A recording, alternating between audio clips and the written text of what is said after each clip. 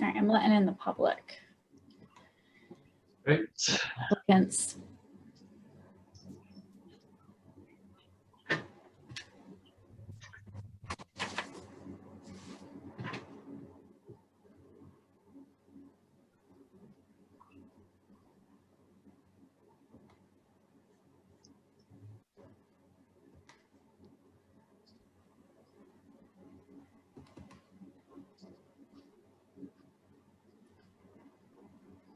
Hello, Anne.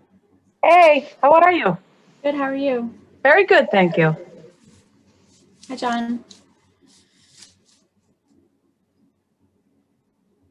John, we're still waiting for a couple people, Pam and Heather.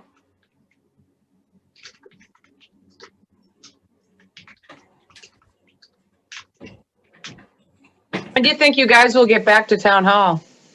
June 16th. Oh, really? I do. Yeah. These meetings are great this way, though. Maybe actually the 15th, but that's the date the state of emergency ends.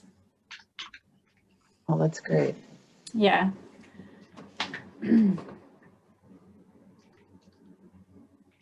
There's definitely pluses and minuses to doing meetings this way. Yep, I see it. I mean, for me personally, like to just like, well, tonight it's 7:30, so it's great. But if it's like 9:30 and you're just sitting waiting to go, if you guys are already there, you're there for the night. But for me, I love being home.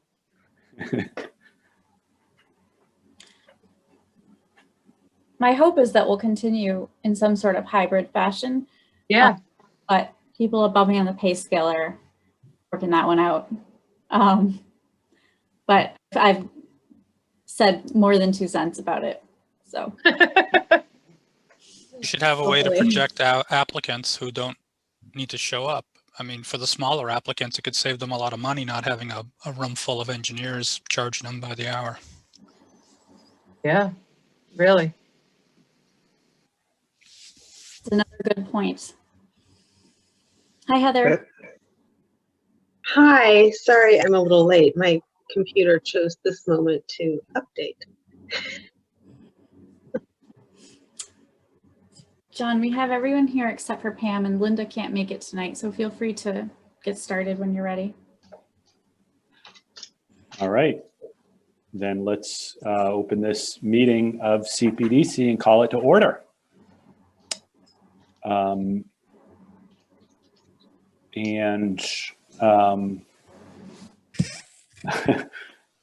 Right, we have a funny agenda with everything on the agenda being at 7:30. Yeah.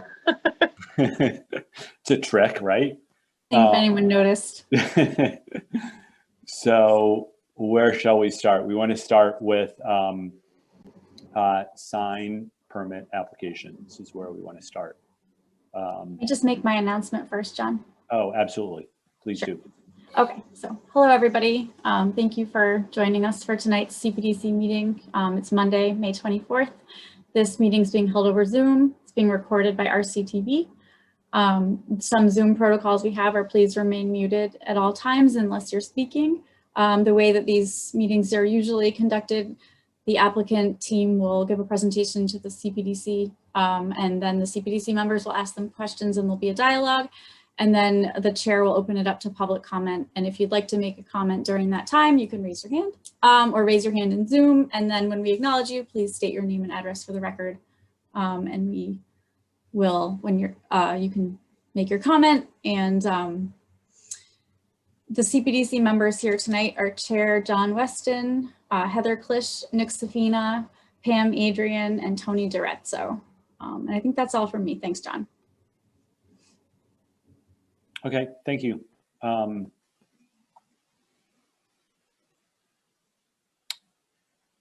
Sorry here. And so, Anne, which one is yours since you're? At Larry's. All right, let's start with that one. Okay, thank you.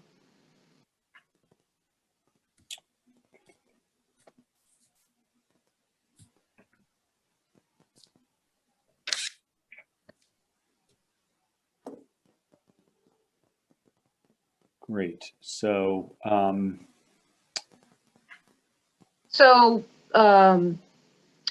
Hodgson is the owner of this business. I guess it's his son.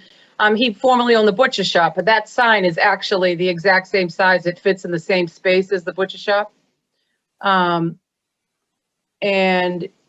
I'm not really sure what you want me to explain, like that's not written. so just, yeah, I'm not sure there's much to explain here, right? It's a black background. The letters are three-dimensional. Yep. The gray-blue outline is actually vinyl flat on the face of the sign. All the letters are three-dimensional, and the character with the ice cream and the sandwich is also three-dimensional. Made out of that, it's called coma cell material, but it's like a PVC. PVC. And because it's white and it's not painted, you know, it doesn't wear, it stays. It's sometimes when you paint PVC, it chips, but we're using the PVC straight. And then it's just going to be attached with lag bolts and Studs, yep. Oh, yeah. Yeah, the letters are attached with studs, but the sign, yeah, in fact, the hardware is still up there, the lags that we put up with the butcher shop, and it's actually, that sign was probably 10 times as heavy as this. The aluminum is a much lighter weight than that thick sign foam. So if they're in good shape, we'll reuse them. If not, we'll get new ones, but they're big, heavy bolts that are still up on the building. All right. Questions from the board at all? No questions from me. I'd just like to confirm that there's no lighting on this sign. Is that what we're seeing? Yeah, I mean, they did not propose any lighting. If that's something Larry chooses to do, he would have to go separately for that. I don't believe there was lighting there before either. You know what? Let me look at the front of the building. No, there's no lights on the building now. And I'm assuming it's ice. Well, no, he would be open at night for ice cream, I suppose. But I don't know. I don't actually know what his hours are going to be.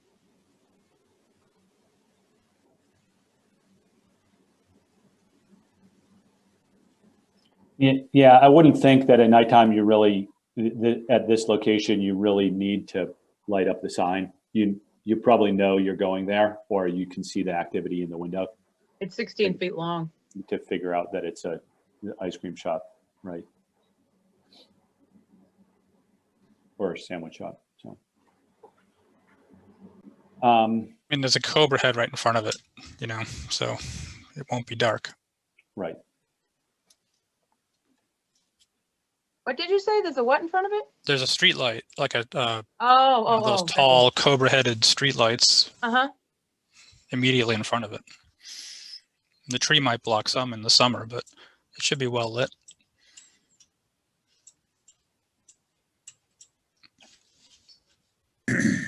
Great. So no comments from other questions from the board, any from the public?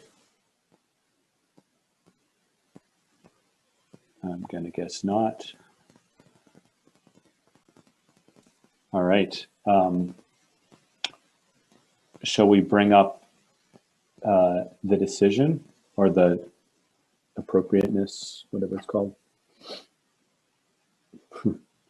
Thank you, Andrew.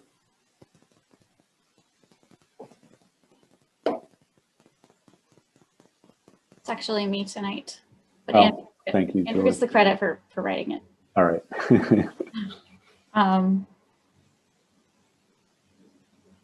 want to just take a look? I'll leave it. Sure. Yep. Yep.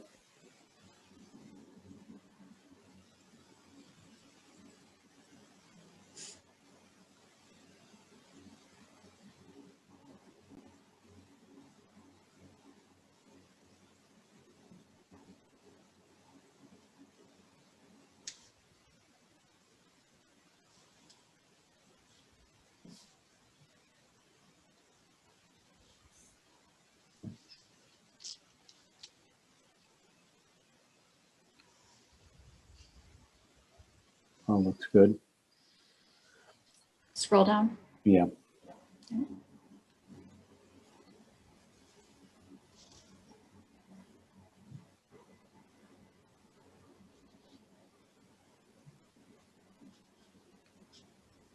Yeah, we haven't discussed a blade sign.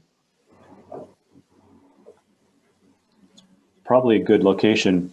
It is For a good one. location. Haven Street's a great spot for that. Yeah. Once we get this moving, I'll bring it up to him, but I think he just wants to get open at some point. Yeah. Although, do you know if they have a date in mind? I don't remember. I don't remember hearing one. Do you, Andrew?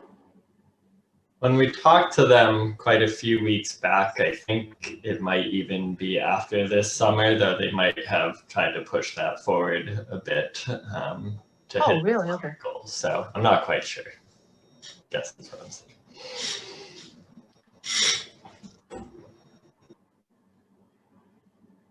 All right. Does anyone have any comments, suggestions, or changes to the certificate of appropriateness? I don't. It looks pretty straightforward to me. No issues.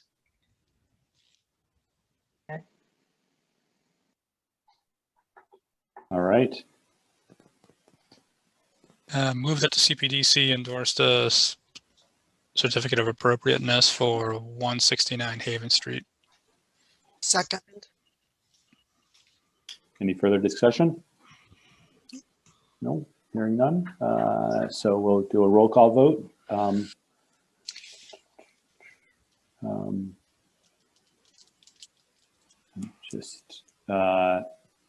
Tony, Yes. Nick, Yes. Heather, Yes. Pam, Yes. John, yes. All right, Well, thank great. you. Thank you.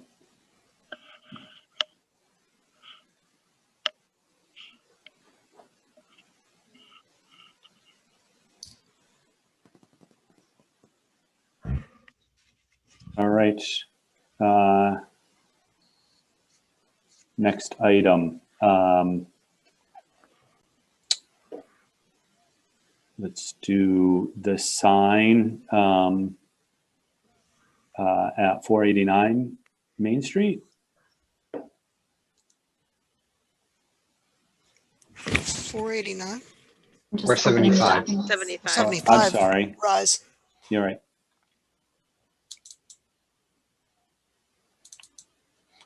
What does it say 489 here?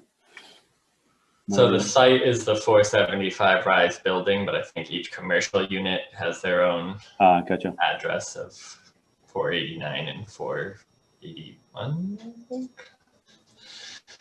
Okay. And I believe we have Drew Maggiore here with us tonight. Good evening, everybody. I'm here. I'm Drew from Drew Stews. This is my husband, Jeremy. Hey, guys. How are you? So I think this is, I mean, it looks pretty straightforward, right? Black letters applied, right? There's going to be no background to the sign itself, just straight onto the brick. I think right there was there. I guess there is lighting associated with this, right? You'll install two, I don't know if you call those goosenecks, but some directed lighting. Yeah. Three of those, sir. Okay. It's fun.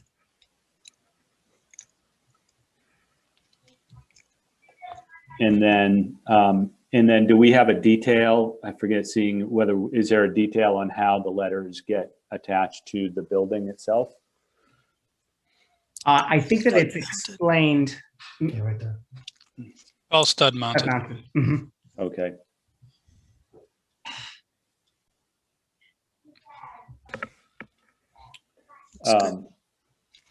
So really, I think that what I see the discussion is about the size of the letters and the configuration of the, the sign area. Right. It's too big. The master signage plan had a specific layout that was approved, and essentially that's why you're here, is because you want to do something a little different. So Yeah, I can we don't know. figure that out? Because that's really the Yeah. only thing holding this up right now. Right. So yes, I believe in 2020, just about this time last year, we approved a master signage plan for rides 475. The Cpdc did. That allowed a width of 18 inches for the signage, and now the applicant is requesting that the entire master signage plan allow up to 30.15 inches in width for each tenant. So that potentially any future tenant that moves next to Drew's Stews could go for a similar width and style of sign. Yes, that's it right there. So I'm sorry, I didn't understand that. So the request is to change the master signage plan for both locations. Correct.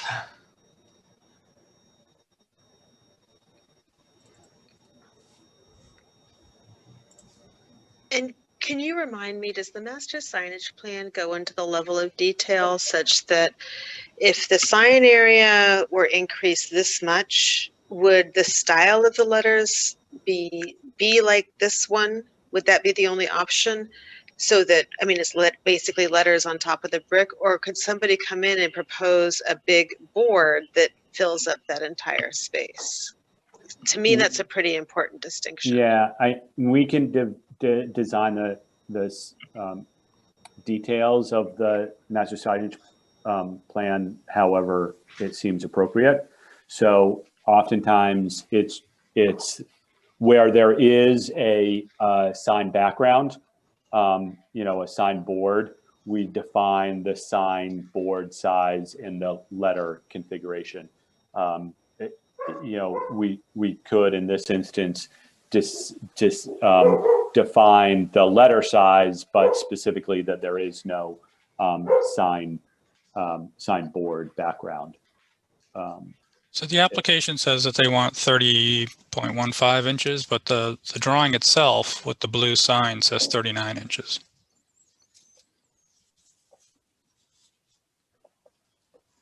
I just noticed the same thing, actually. Right here. So in general, I'm not in favor of increasing all the signs on a master signage plan, because you know what that could do, right? Especially as Heather was pointing out, if there's a sign background. I think that if this were limited to 30 inches, if the drawing is shown to scale, the one with the single mounted letters, and that was what all of the tenants had to do without a background, right? Because without a background, those letters are big, but it's not oppressive. Then I might entertain it. But if the next tenant is allowed a background with the bigger letters, then I think that's just going to ruin the whole building. I agree with that. I agree with that as well. That's my real concern. So if we're able to set the MSPA, whatever it's called, MSPCA, saving the building, Yeah. then I'm okay with it. I'd be okay with it.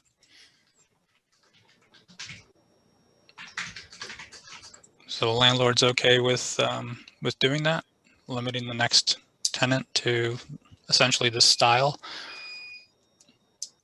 black individual letters. Yeah, we the landlord would be amenable to that condition.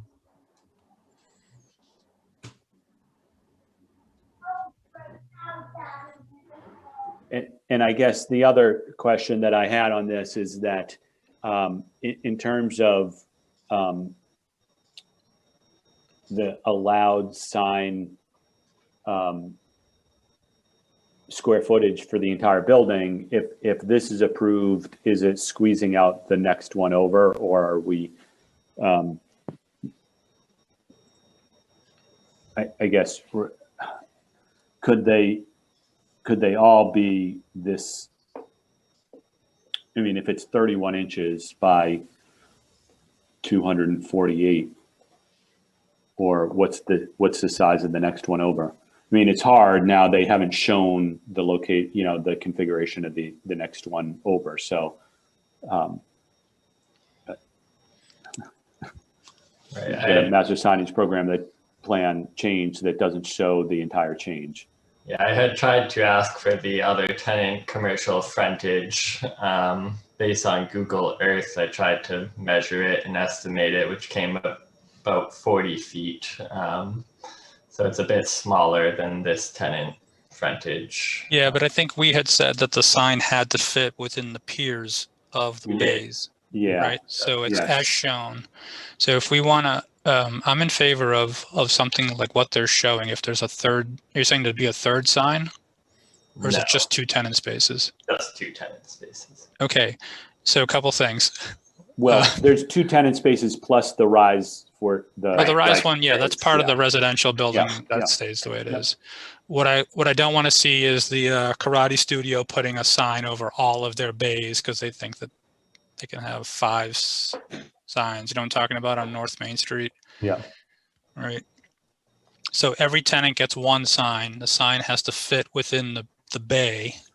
And then we established the size, not based on this one, but on the actual sign specifics that they submitted, which has like a almost 16-inch top letter and about a 14-inch bottom letter, I think they wrote. Right. I think that's where the 30 inches comes into play. But then the space in between. So. Yeah, but Yeah. I don't think it's 9 inches, you know, like I don't think it's No, 9 inches. No, I agree. Right. So let's make sure we don't, so this comes out to 30 inches, right? We better allow a couple inches in between the top and the bottom if we're going to say it's 32 inches high. Yeah, I believe the current draft certificate of appropriateness actually reads 33 inches. I'm not sure why that drawing says 39. That's just a Okay. mistake on the draftsman part.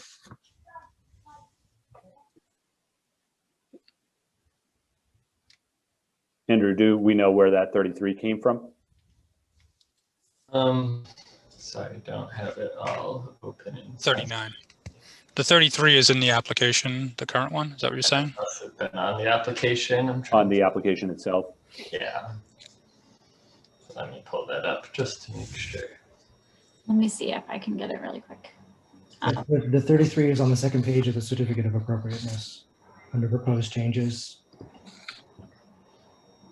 Right, but that's something that Andrew drafted up. So the question is, where did that number come from? Right, that was calculated from something. I see. It may have been in a previous draft of that drawing that's now incorrectly stating 38 or 39, whichever it says. Yeah, and the application has 30.15. Yeah, it does. So that might have been a typo. Apologies. Because I don't see anything that states 33. So what do we want to say? 32, is that what you were thinking, Nick? Well, if they're saying 33, then that gives them the ability to space the top and the bottom. It's 40 inches from the bottom of the top soldier course to the top of the header soldier course.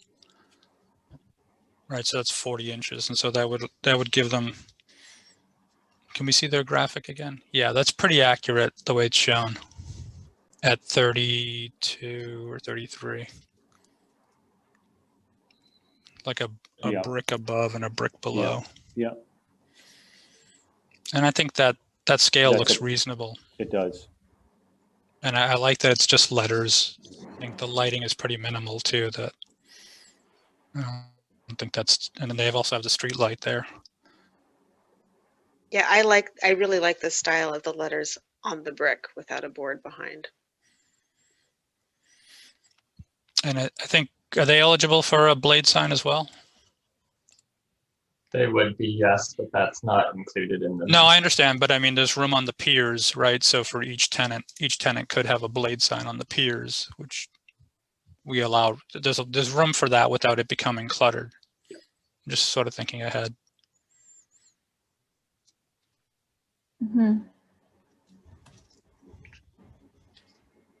Go back to the decision here.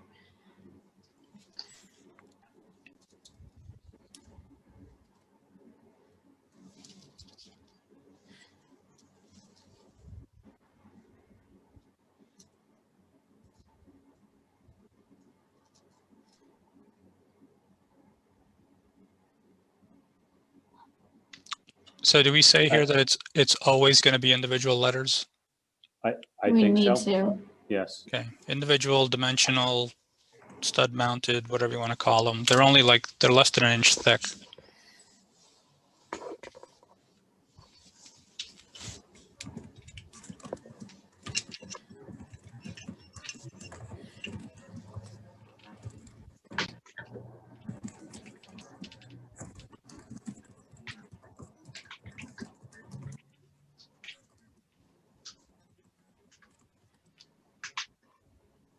Do you want to put something about the thickness, or am I getting?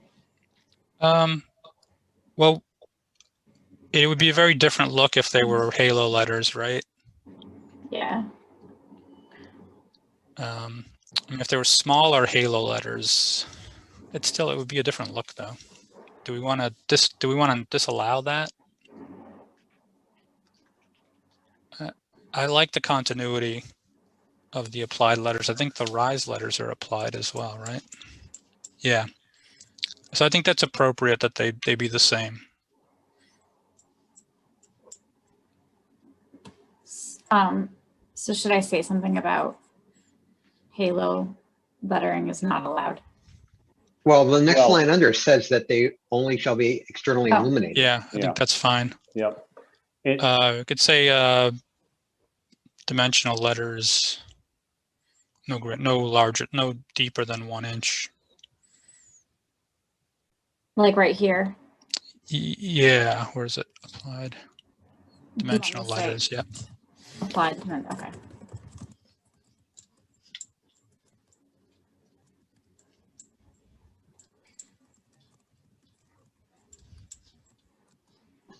No.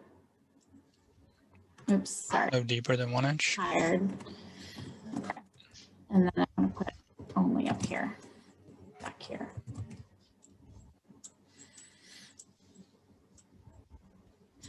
I was wondering if we want to change this, because I think the more important thing is that it fits within the bay, like you said, Nick. Yeah. I was just adding that to clarify what they could be allowed to do. So to make sure that the area proposed fits Right. what's allowed under the bylaw. Right. The signage shall fit in the brick band above the storefront and between the piers defining each bay. Just want to put this. Can you say that again, Nick? Sure, the signage shall, signage shall be placed in the brick band above the storefronts and between the piers, the brick piers defining each bay. That might also be described above as well.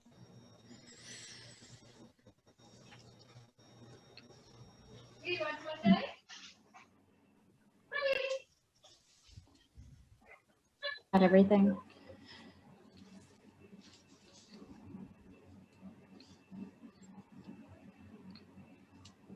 Yeah, I think it's fine. I mean, Yeah. first- What were you first saying, come, right? Andrew? That would be defined, described above? I was just adding that it might be described above where we placed in all the findings of the original master signage plan, Okay. but that doesn't, Gotcha, understood. doesn't matter.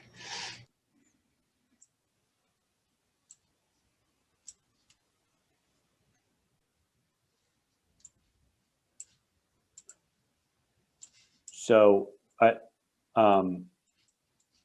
we want to make sure that it's this that's approved. And, you know, typically back in when we actually met in person, we would try and stamp drawings. We want to explicitly exclude the plan that was submitted. Right. Not their individual, right, not the individual plan, but the one that was supposed to be for the master signage program, right? Because that would just confuse things if that gets perpetuated. Was that this one, Andrew? Yes. We I wanna probably push should it get a that way. revised Right. version of it. Submit a revised. You know what I mean? I agree. All right.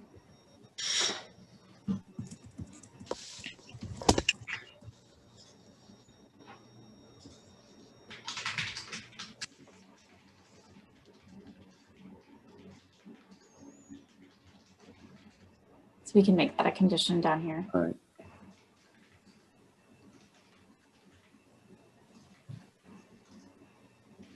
Just condition 1.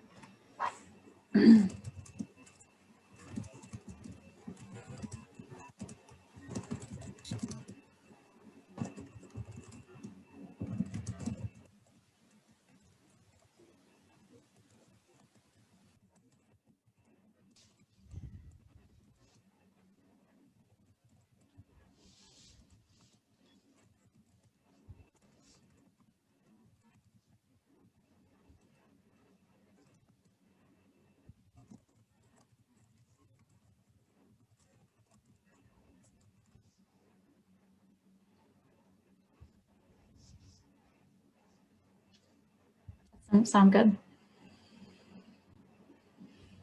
Yep.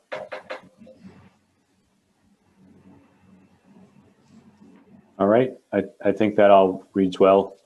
Anyone have any other comments or questions? Well, the only comment I have about 475 Rise is there's a couple of, well, there's 3 banners hanging on there right now, one of which is somewhat falling off. Should we get the site owner, I guess that would be the person, to take them down? They've been up for a year. Yeah. Those are the, like, for lease signs, I think, right? Or like, Yeah. Yes. Yeah. We could have a condition that they're removed. Mhm. But you have in here, right, what whoever's highlighting this, that ensure that everything's Right. So at this point, they don't comply because they've been up for a year. That's right. right. So putting in a condition in there is sort of redoing what you have already said in here. I was saying take this out and just change it to remove. Shall remove the temporary signage. Well, you could leave it and basically they don't get the new sign permit until the Yeah. others are taken down. Agree. Because in the future, we still want them to ensure that they comply. Oh, I see what you're saying. Right. So a second condition. Well, no, I think like what Tony said is they can't comply with, they can't, right, this certificate of appropriateness isn't valid until they ensure that they comply. Well, so that signage will never comply because it's been more than a year. So they should just remove it. Right, but you don't need to put anything special in here for that. It's just more the action It's where, the action. It's the Andrew's action of saying, no, you don't get the certificate of appropriateness until you meet all these conditions. You can't meet these conditions until you take those signs down. It's not even the CO of A, it's the sign permit, right? The sign Right. permit. Can't issue the sign permit until they're in compliance. And it's not the applicant anyways, it's the building, right? Mhm. Building owner. Right. Right. So sorry, guys.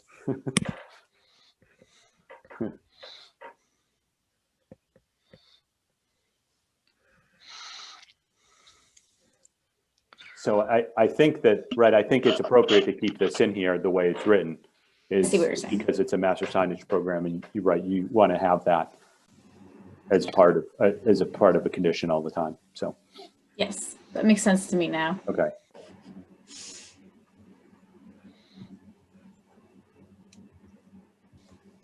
All right, any other questions or comments? No. Nope. All right.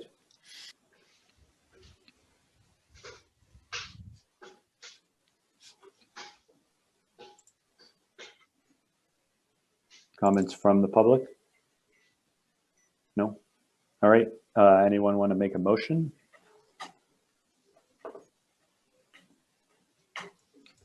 Move that the CPDC endorse the certificate of appropriateness for the and revised master signage plan to 475 Main Street.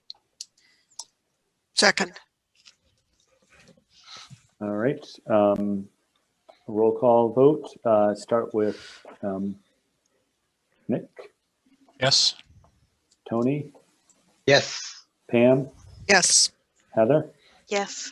John, yes. All right. Thank you, guys. Good luck. Thank you very Thank you. much. Looking forward to meeting you all. Do you have Likewise. an anticipated opening date? Good question. We're crossing our fingers for June 15th, but if it becomes, well, I'm still telling myself, but probably, hopefully before the holiday. Good Great. to hear. Thank you. All right, thanks.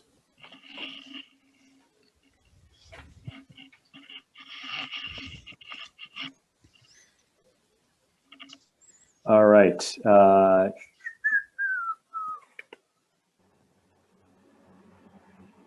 Next item. I will write one thing I'll mention is that we do have an item on the agenda that where the applicant has requested a continuation. That is the public hearing for 40R plan review at 18 Woburn Street, GC Federa Contracting. So again, they've requested a continuation to Monday, June 14th. And do we have a time that for that? 7:30? Just looking, it's not 7:30 actually. Just opening it right now so I can. Yeah, thank you. I put it at 9:30. All right.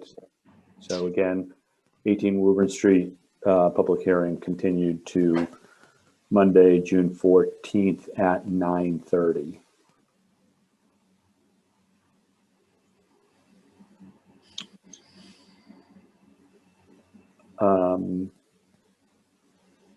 And then our next item is a minor amendment for planned unit development residential at Johnson Woods Realty Corporation.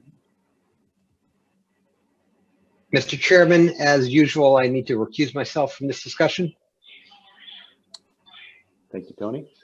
You're welcome.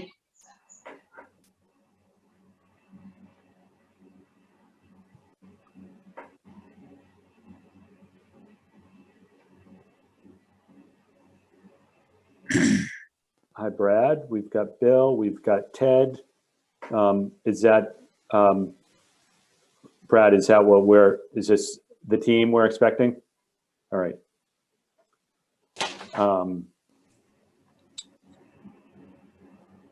So this is essentially a follow-up, I think, from the last meeting that we had regarding, I think right there, all the same issues, or I should rephrase that. We've had a public meeting that have involved the three issues that are currently, that we're going to currently discuss tonight, correct? That is correct. Okay, so I don't know, Brad, if you want to start, or Bill, just sort of going over where we are on each one of those issues. I think what I'd like to do is just, if you have something in general to, that you want to say about all of them, that's great, but sort of take them one at a time so they don't get all all, so it doesn't get too confusing. Certainly, that but- makes sense.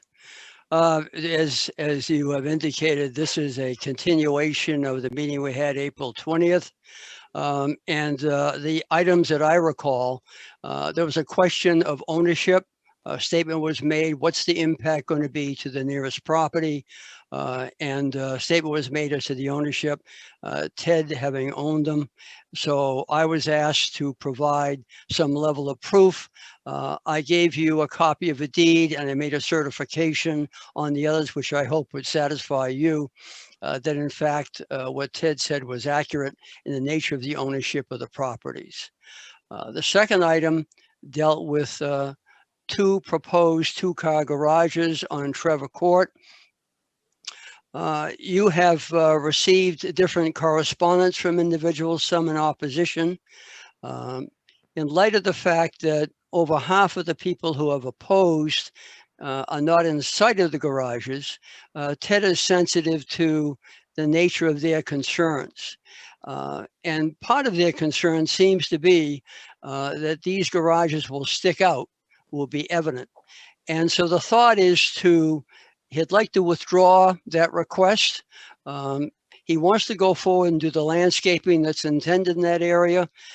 Maybe when that's done, there'd be more comfort involved in what's being proposed. So we're formally requesting without prejudice that the request for two garages on Trevor Court be withdrawn and not be considered. And the third point, which I'm going to turn over to Bill to handle, dealt with buildings 47 and 33. The question that was left there, if you recall, a unit was shifted from 47 to 33, became a triplex.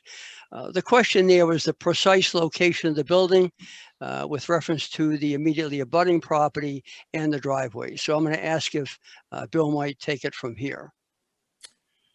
We did submit additional plans, and I think the request was the original duplex on 47, how close was that to 46, which is the adjacent building that Ted owns. And when we redid that, we put one over the other, we found that 47, the way we originally proposed it, was a foot closer to the existing building than the original duplex. So we adjusted the plan that was resubmitted, and Andrew has up on the board now, to shift it over to the right 1 foot. So that the distance between 46 and 47 is what it was for the original duplex plan. Obviously, on the right-hand side, the whole reason for doing this and making this a single instead of a duplex was to save the trees that are between 47 and 41. We did submit a photograph of that area showing the trees that we intended to save as part of the support for doing that. So the driveway, the configuration, and everything on the plan that Andrew has on the board right now shows the prior duplex unit with super underneath the proposed relocation of 47.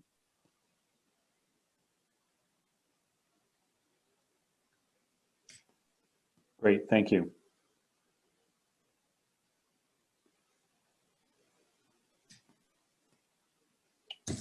I'd be happy to answer any questions on that unless you want to move to 33.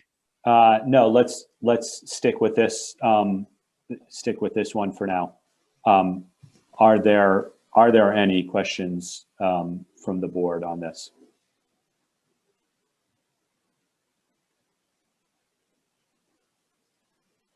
No, I don't have any questions. All right. Let's see some shaking heads. No, here, I don't. That All just right. clarifies things. Great, it does. And Bill, thank you, because this does make it clear about what's going on here. So I appreciate that. No problem. So I don't know if there are if there's anyone from the public on here, but I am gonna open, I want to do this, one thing at a time. So if there's any public questions or comments on this.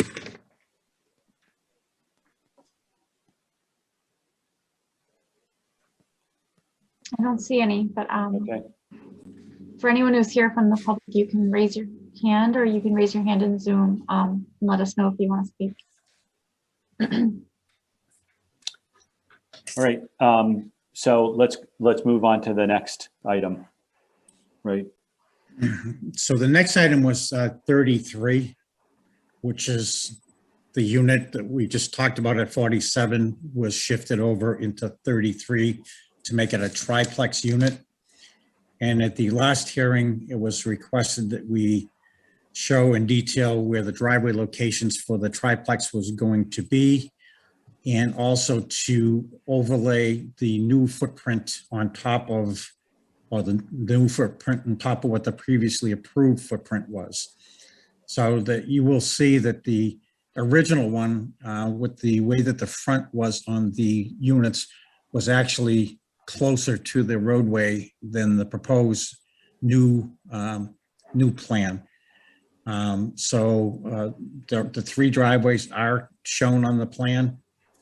They are, you know, all on Johnson Woods Drive before the Trevor Court radiuses come in, and it is a little bit wider than the prior plan, but it's also narrower than the prior plan. So that ends up having more open space to the rear of the property.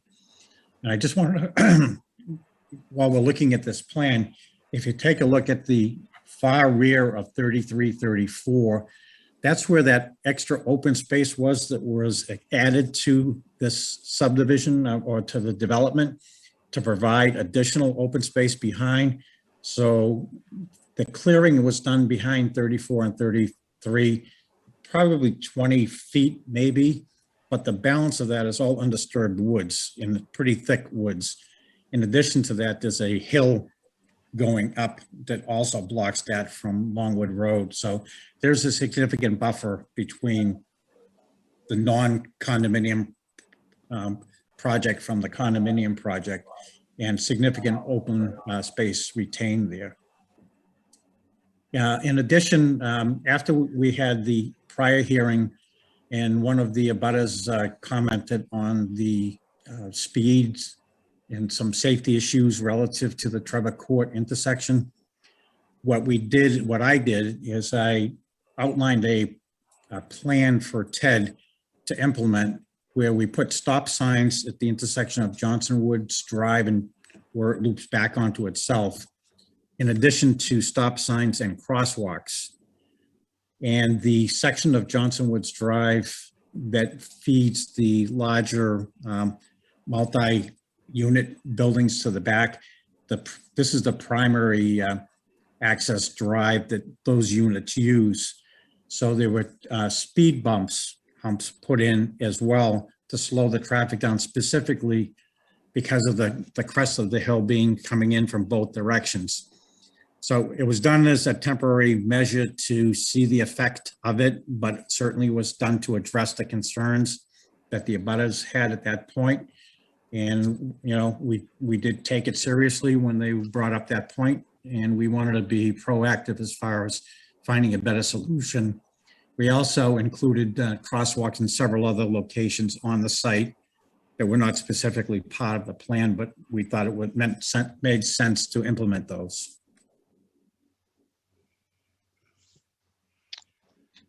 Mr. Chairman, that concludes our direct presentation.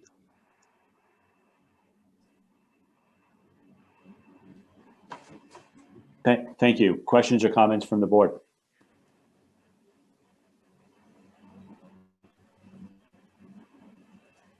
Nope. How I about, have a question, sorry. What's the length of the driveways for 33? Can you fit two cars or is it just one? Can't see it on my screen, but I have a plan here. It's 32.2 feet. No, I'm sorry.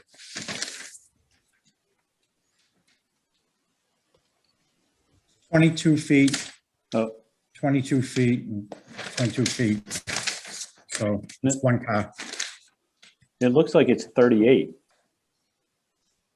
I think that right, the 22 is to the, where it used to be. Right, it's 38 from the corner of the building to the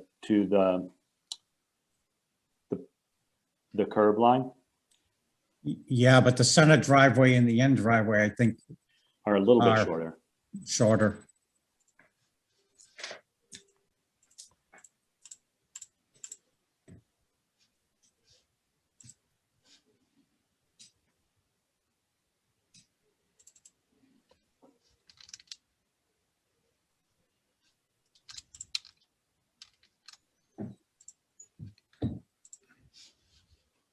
I'm having trouble figuring out where one driveway ends and the other one begins.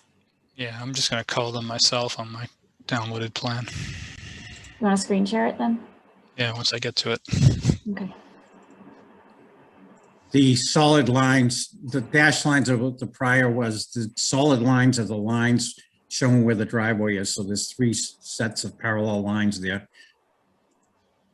So the driveway in the middle is really skinny. The driveway in the middle is, yes, a single.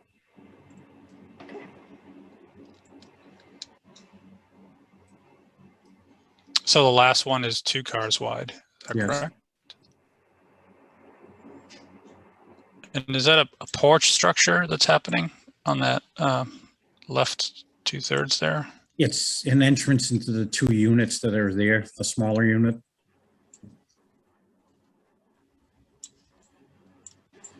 Each side of, there's a driveway each side of that, so that's the access that goes into both units.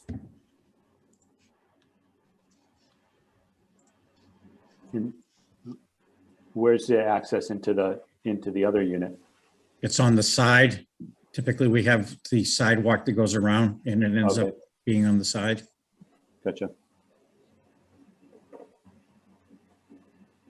Oh, can I not paste this thing in here?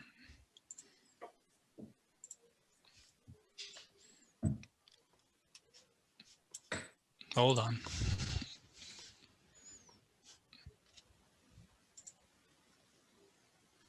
I can't share while somebody else is doing it. I'll stop mine happily. Okay.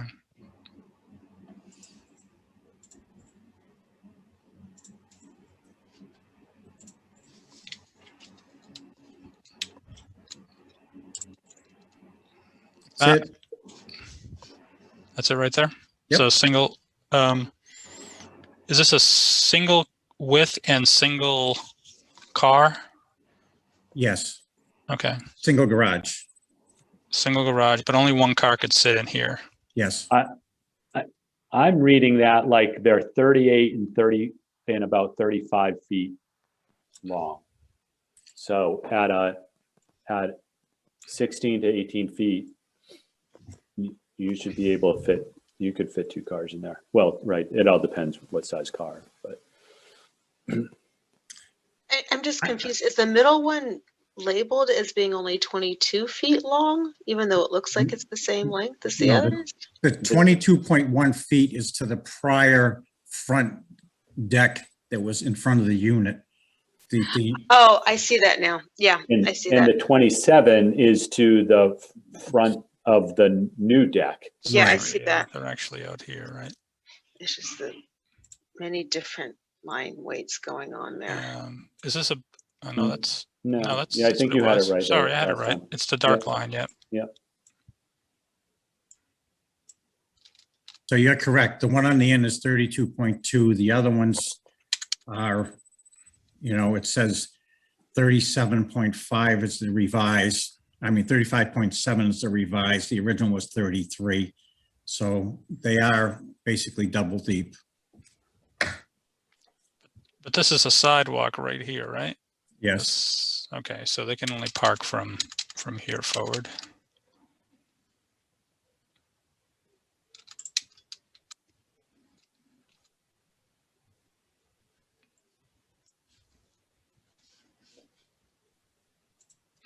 Yeah, so all depends what kind of car you have, whether you could actually fit 2 in there.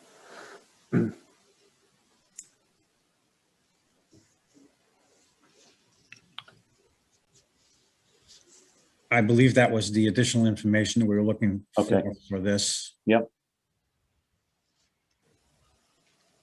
Any other questions on this?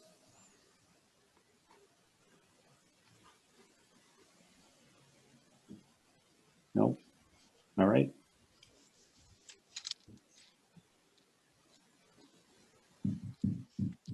Sorry, is there street parking south of this, I guess, along Johnson Woods between 33 and 32? No. That's not one of the designated areas.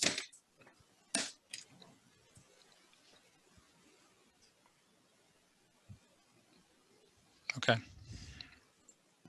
So I'm sorry and I don't have nearly as long of a history of this project as others on this board, but if the driveways can, you know,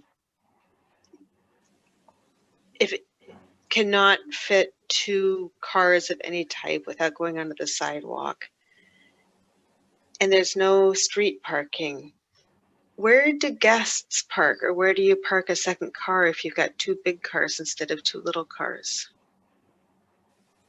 Well, the end unit has 2 parking spaces in the garage, a minimum of 2 outside, potentially 4 outside. All right.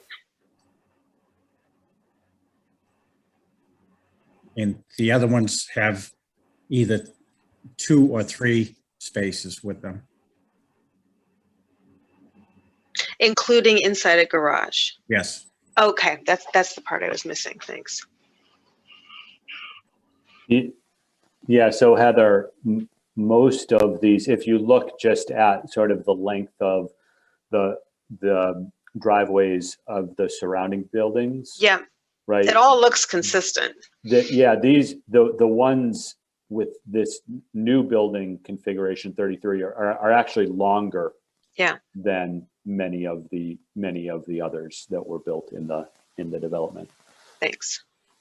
Right, Bill. I mean, there's looking at 32, that's a 1 car. Those are, you can't fit more than 1 car end to end on those. Right, but those are double garages, so Right, there's 4 right. cars for each of those. But in general, right, the buildings are a little bit closer, shorter driveways than this one.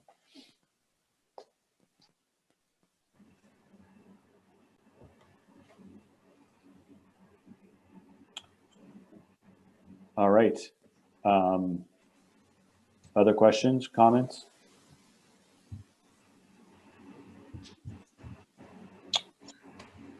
All right, Andrew, do you want to bring up, this is a minor amendment, right?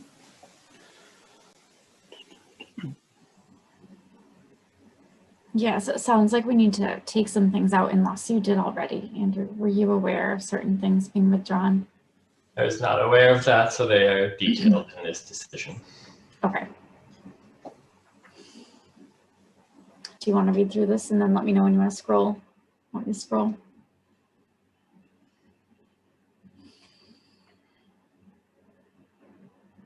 So we'll take this out. So would we feel comfortable, I guess as a board, I'm asking if we, instead of editing this on the fly, just voting on this,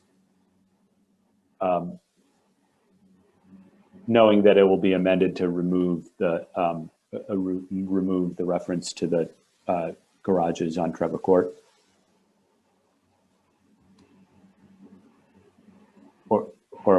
Or does anyone feel strongly that we should edit it before we vote? Knowing that, I mean, it seems like, and there's the big Trevor Court section, there are the little Trevor Court sections. Couldn't our motion reflect that references to the Trevor Court garages would be removed? So we approve this with the Trevor Court removed, and then Julie and Andrew can do that. That would be my preference instead of editing on the fly here. I'm comfortable with that. Before we do, we just had 1 or 2 public members join. Do you mind if we ask if they have any comments before. Sure. Are there further comments from the public on this? We're talking about building 47, which if someone can help me out with what that address is, and building 33, which doesn't have an address yet, right? I'll just screen share them. So building 47 is on White Oaks Lane. I don't know the actual address. And building 33 is right off of Johnson Woods Drive by Trevor Court.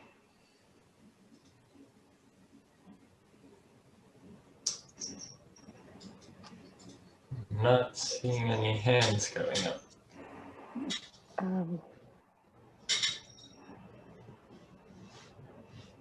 Oh, there's Ellen. It looks like Ellen Mastrocola Sure. would like to speak. Sure, Ellen. Hello. Yes, hi. I live across the street on Johnson Woods Drive from this building number 33, where Ted is proposing to have a triple put in. I do have some reservations about that. One being that there are no guest parking spots on Johnson Woods Drive. There are no indentations for parking. I guess the entire Johnson Woods Drive is a no parking on the street zone, but they do have in some areas cutouts for guest parking, not sufficient enough. These new buildings are causing more cars, and I'm just concerned about that. Also, it's right on the curve here where right now we're having an issue with speed bumps or cars speeding going up Johnson Woods Drive. And I'm just concerned with more driveways, more cars. It's just going to be a bottleneck in that area. Thank you, Ellen. Yeah, so I do think, right, before you got on, there was a discussion about the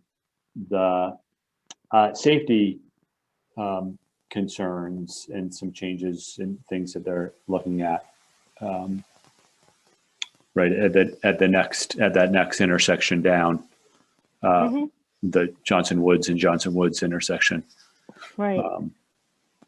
That's one concern, but another concern is really there's so many driveways now going in that there are really hardly any spots for guests to park their cars on the street, even if they're just visiting for a few hours. Not much different than what was originally planned, though. Yeah. It's 2 cars, maybe, or 1 car. Assuming that the duplex would have had 2-car wide driveways, like across the street at 58. Mm-hmm. So it's really just the 1 additional driveway. The other buildings up on Trevor Court were all planned. Okay, it's 1 additional driveway, which would cause at least probably two additional cars, and that would be 3. If it's a triple, you're talking about 3 families in there rather than 3 sets of residents rather than just 2, and that would mean, you know, more cars, more parking, and there's less places for people to park is what I'm saying. I know, maybe it may have been, I mean, 2 larger units versus 3 smaller units. Mm-hmm. I don't think it's a significant change to the traffic movement caused by this unit. The fact that there's no parking on that street is odd, you know, but that's the way it was planned some time ago. I think they started adding like little parklets, if you will, little parking cutouts throughout. There are bump outs, and there's a bump out further down on Johnson Woods Drive, but there aren't any in this particular area. And it was specifically a narrower pavement width that was allowed here because the Conservation Commission and the Planning Board at the time wanted to keep the impervious area to a minimum.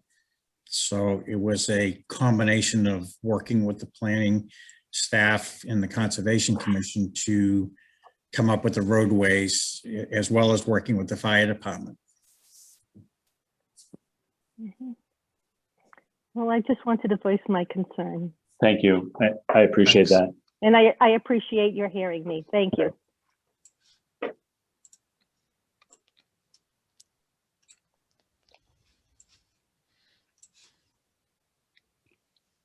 Just to continue on that thought, can we see the rest of that plan? Can you actually see the buildings on Trevor Court?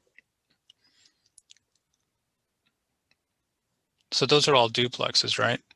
Yes. So if they'd come in and they said that they wanted to make all 4 of these triplexes, right, then that would be an issue probably, because now you're talking about adding 4 units, right? So it's 8 cars plus in this little congested area. And that would be different perhaps than what was originally planned, but I think this is still fairly consistent with what was originally planned. I think in the future, though, you may have to address this sort of guest parking, either with some sort of off-street component, you know, maybe with pervious pavers somewhere. But at some point, people are going to have to visit other people. I agree.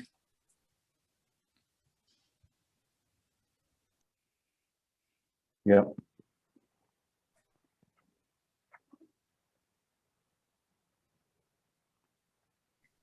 All right. Other comments or questions? See, Sarah has her hand up. All right, Sarah? I just want to add that because of the whole no parking on the street, which I have to say does make our street, Johnson Woods Drive, very dangerous along the whole Johnson Woods Drive and the bend. Because the driveways are tandem parking, homeowners tend to not put more than 1 car in that driveway, even if 2 fit, because it inconveniences them having to move one every time someone wants to leave. So I imagine most homes or homeowners have 2 vehicles. That's pretty much putting 1 vehicle per unit on a street. And that's already happening. So adding more driveways that are tandem as opposed to the double wide, I think adds to the problem.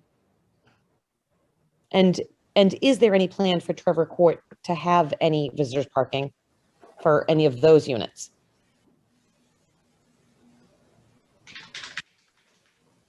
I think Brad Latham indicated that they withdrew the request for the garages at this time, and they were going to revisit it in the future, but he wanted Does that mean to- he's not adding any parking for them?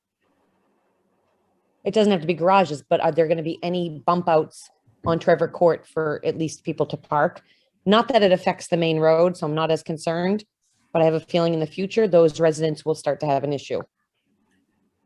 So I was going to say that what Ted, I think, it has in his mind is he wants to enhance the landscaping to the point where his final vision is going to be what he envisioned it to be if the garages were there, just so that people would understand what the landscaping features are. You know, the scrub brush and some of the trees were removed with the construction of Trevor Court. So it's not as pretty as it wants to be. And I think that after the plantings and the stone wall, there was. I think the question really is, can people park on Trevor Court? No. Not at all. If they're visiting 34, 35, they can't just park right on the court. Well, then it'd be an issue with the fire department. So that's not, it's not planned to have any parking on Trevor Court. And are all of those tandem parking or are any of them double wide? They're double wide. Okay.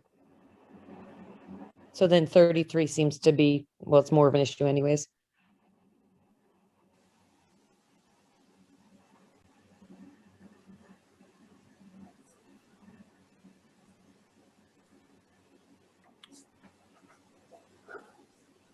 Yeah, understand.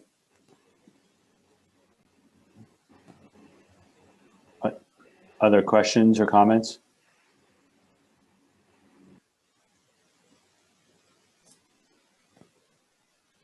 I guess my last one is if 33 stayed 2 instead of 3, if that was even a possibility, would it then be 2 double wides as opposed to having the 2 tandems and 1 double wide? That was the original plan.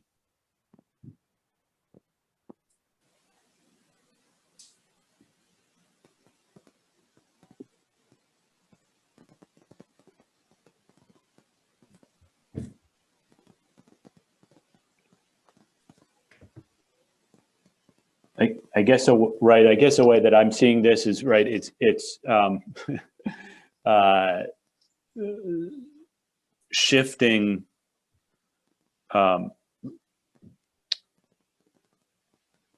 shifting issues around, right? You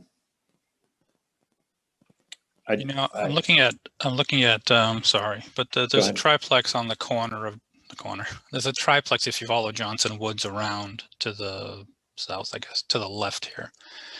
If you follow that around, there's a triplex as it just past Taylor. I think it's 102, 101, 100, 102, and 104. And it looks like there's a tandem center driveway, maybe even a tandem left driveway, and then maybe a double. Yeah, Google is distorting it a little bit. But it also looks like you flared the landscaping to sort of widen up the driveway, which maybe means someone could sneak another car up there. And I don't think that it's necessarily offensive. Like, I don't think that the pavement looks excessively increased. If you want to call up Google Earth, Google Maps, you can see it. Can you screen share it, Nick? Sure. Hold on.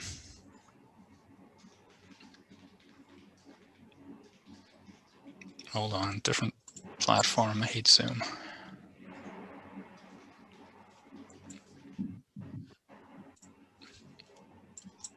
Let me know when you can see that. Yep. So here's 33 down here. And here's this one. Now this has high walls. Are you proposing high retaining walls like this? No. Okay, so that's good because that means that you actually could squeeze, you could park easier, right? If you flared that landscaping, if you flare the driveways like that, you might be able to get another car, you know, to sort of sneak in right there.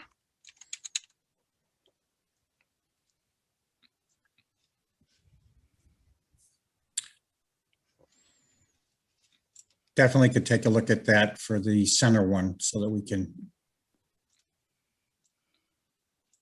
Yeah, I don't know which way would flare best, you know? Yeah. So I'm not quite sure what's happening with this entrance, but.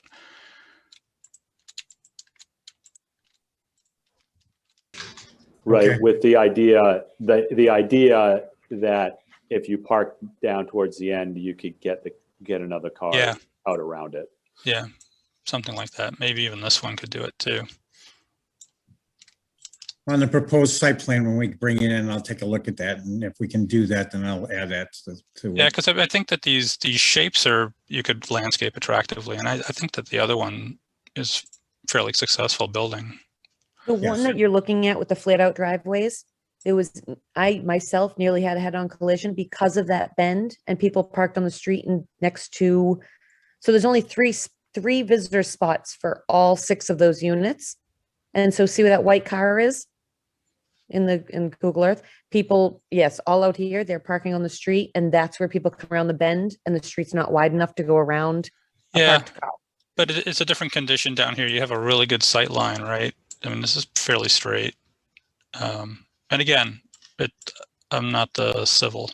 I'm just looking at this as an opportunity. If you get rid of these walls, there's a lot more visibility. Right? This person's blind until they get out to here, really. That's not great. But if this were flat, just like a lot of these are, right, you'd be able to see. I guess it's not built yet. Hurry up and finish this.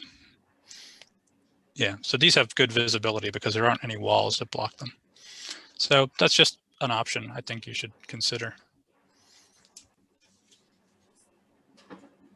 I don't think that amount of impervious is going to throw you off, by the way.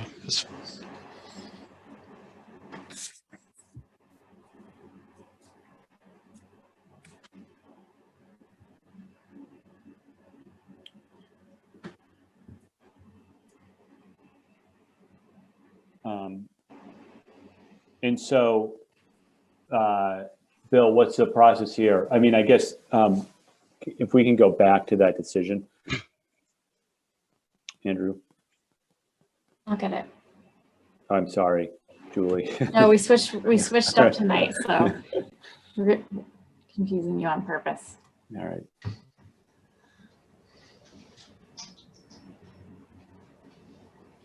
Do you want me to scroll down? Yeah, so, right, this is a minor amendment.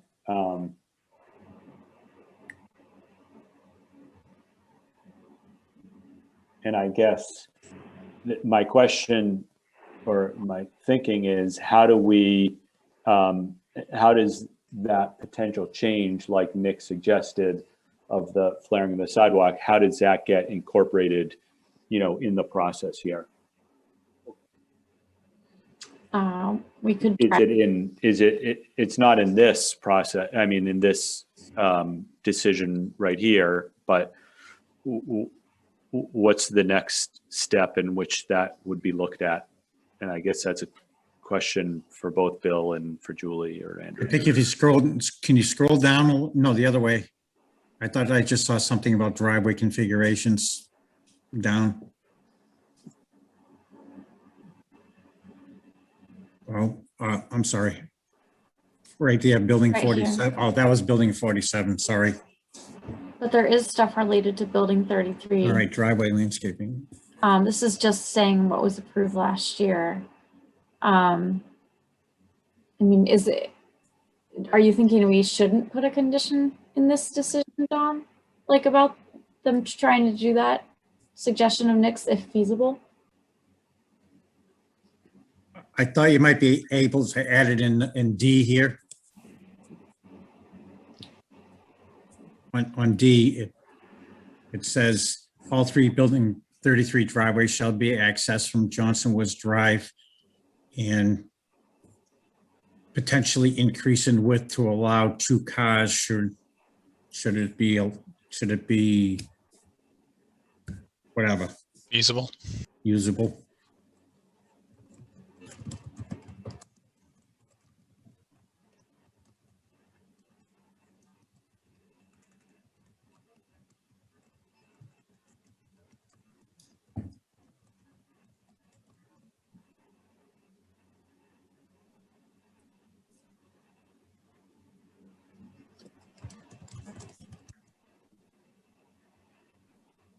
We would just need to make sure that didn't conflict with this.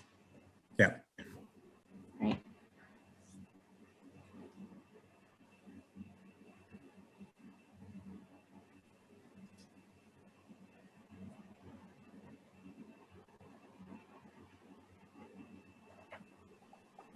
Does that seem right to you, John?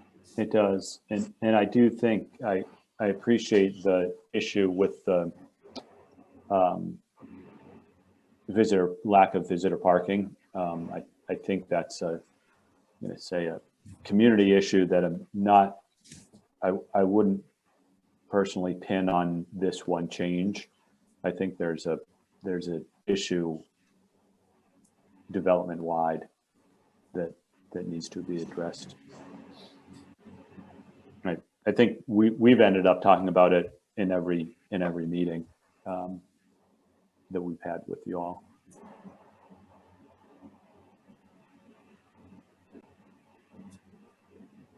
And like, I forget, Bill or Brad that said that, like, going back to the original design and some of the limitations that were trying to be set in terms of impervious pavement, but maybe there's something else that could be done. Because I don't see that issue going away. So we'll be back. Yep. I don't doubt that.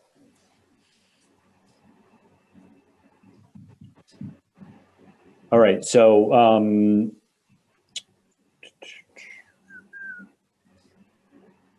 I guess what I'd like to do is just go through these conditions for, can you scroll up or down? Yeah, I just want to be able to, yeah, just building 33, right? We don't need the building 33.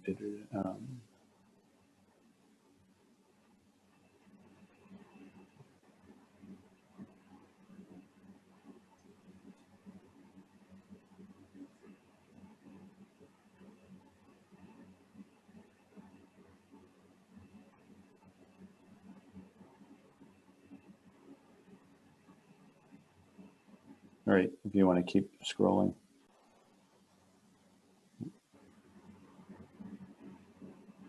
That says that the landscape plan has been submitted. Is that true?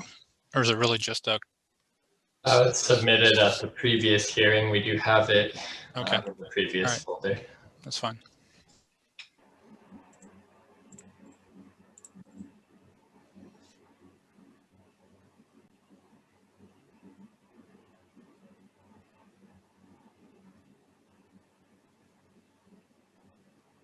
Maybe this should be somewhere else. Andrew?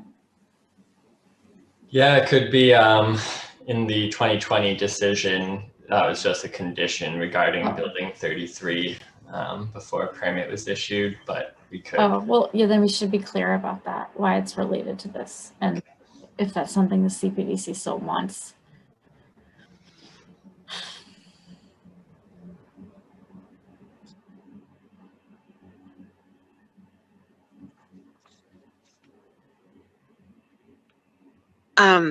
Not to the question of do we still want it, but I'll say that this also confused me as kind of a newer reader. So to be clear about it, it might be helpful if people are referring to this again in the future to say courtyard place accessory structure as approved in the previous decision. Yeah, I guess I question, I mean, not that the issue isn't still valid, but why are we carrying it in this decision or amendment? Because I think it sounds like it was still an open item. it was, and it sounds like it was tied to the changes to building 33, the issuance of a building permit for the changes. Oh, okay, okay. We wanted this corrected first. And this has been an issue for the building commissioner for many years, that the structure was never officially approved to be there and to stay there. So this is reinforcing that it's a temporary structure and that it's going to be removed. Is that right? It is, if I may, this building was there before the approval was issued in the inception. It was a barn that was part of the original farm. And it's simply being used during the construction phase for interior storage, both for security purposes, and it's much more attractive to have it enclosed, not laying on the ground somewhere. And earlier on, we had a discussion about anticipated date, and that the date of 2024 is where that came from. And I'm sorry, why is it related to building 33? I have no idea. So, because Heather, we had some concerns. I'm going to say it was a year ago. I may be making up that date, but a few meetings ago, we had concerns about different things happening that weren't all in sync, and so we had asked to sort of to go over. We had, I don't know, 3 or 4 separate distinct issues, and we tied them all together. And this is the, I'm going to say, the one last item I think that was that some of them were like putting plans together and stuff, and those were all addressed. And not that this hasn't been addressed, but it is still, action is still pending, right? Thanks. Because it's still, the building is still there. Sure. So I guess I understand.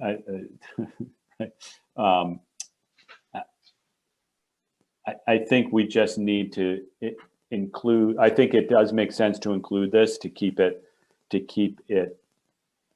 the thread going. But I think we just need to add in the beginning of that, you know, a reference like Heather suggested, you know, in response to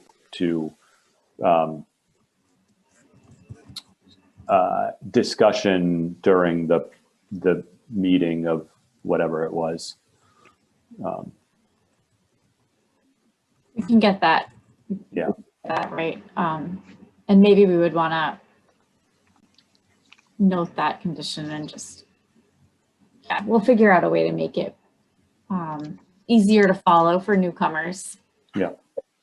For us, since our It's not gonna be a condition for a building permit though, right, or an occupancy permit?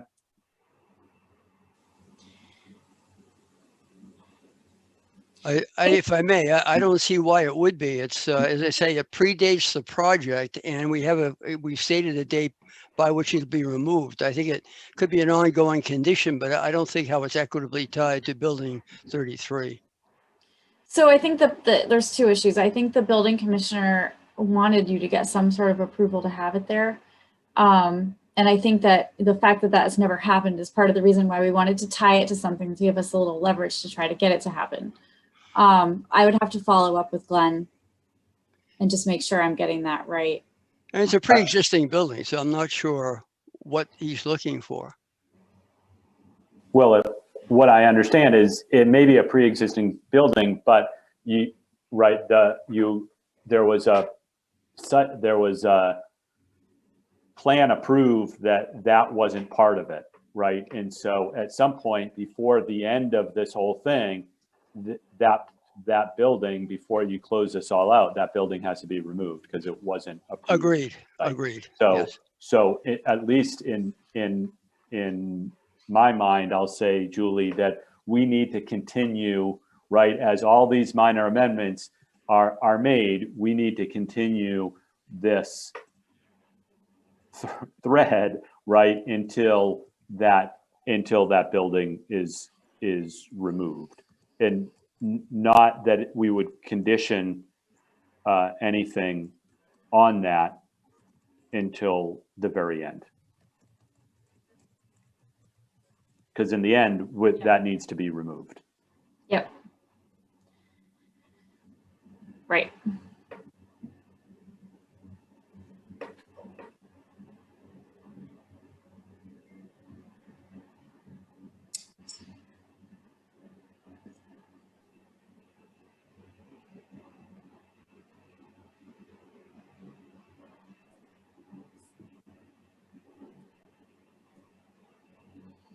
Do you want me to keep scrolling or? Yeah, I don't see any other changes that need to be made, at least of what you've got on the screen.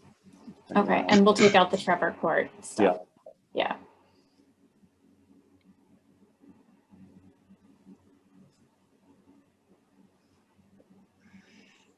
What about this condition that's highlighted here? This is another one that kind of, for the last few years, has been continuing in all of your decisions. We understand the frustration in having to see us so often. Most of these changes are intended to be, and I think result in a betterment of the project itself.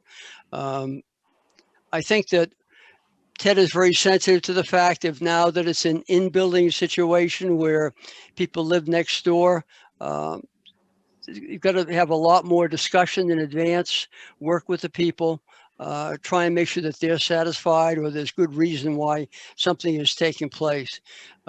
So I'm not sure that we can say absolutely that there are no more. I hope you believe or have found that the changes are beneficial that are allowed. And I'm not sure what else we could say about that. We did submit a comprehensive plan showing all the as-built existing conditions. I mean, we certainly can try and give the earliest notice to staff if we believe some sort of a change is in order. I mean, as an example, building 47 was shifted to save trees. It was a very positive reason for it. We had to work through some exercise to give comfort it won't be too close to 46, but it was for a good purpose. And these things do become more evident as you get to the stage of construction on them. I thought that we were provided this plan at the last hearing.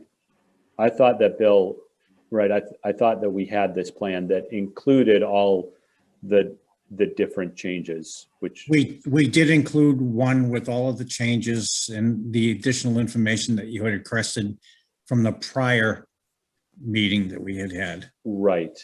So yeah, I thought that this had been met, and that that I'm going to say that you were all caught up with the different things that at least we were aware of, and I think that's all we can ask. So I'm not sure that there's a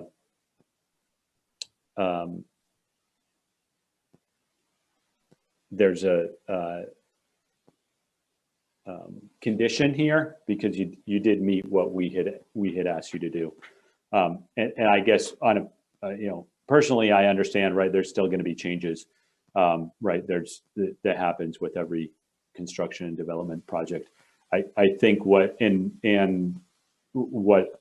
this round, you certainly, right, have communicated that, right, what our concern was in the past about, making changes without necessarily thinking, well, I'm sure you thought about it, but,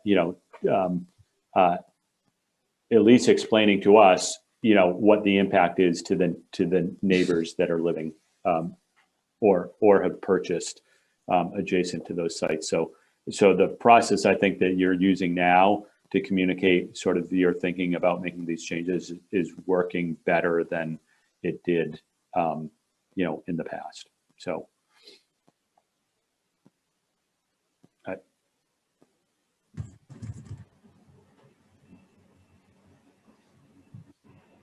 And I assume also that as you move along, there's going to be less, right? There's less opportunity for change, right? Because there's fewer buildings left to be built. So.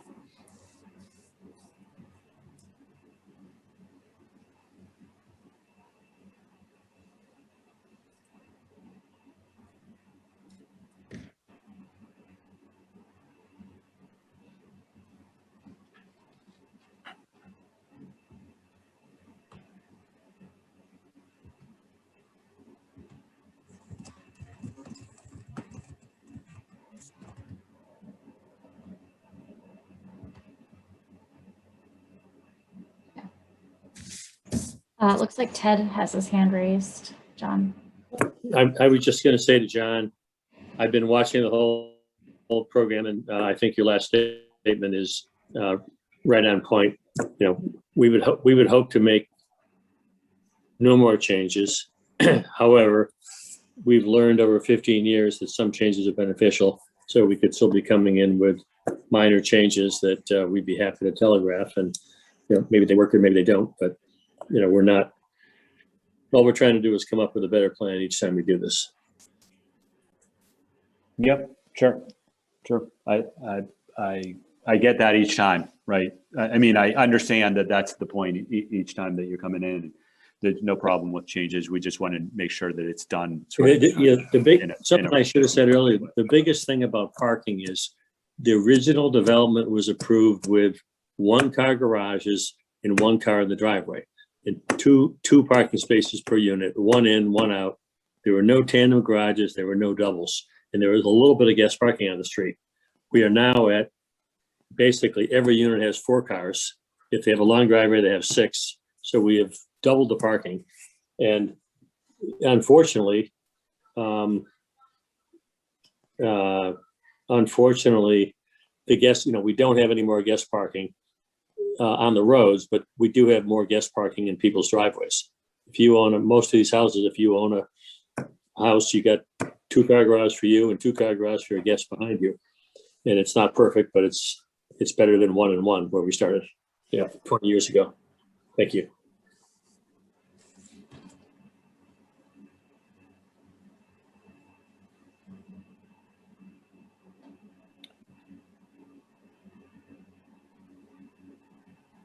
All right. Any other comments? Or did we get to the end there? I thought we did. Yes. Yep. And we need to rework a lot of this, I think. Or not a lot of it, some of it. Yeah.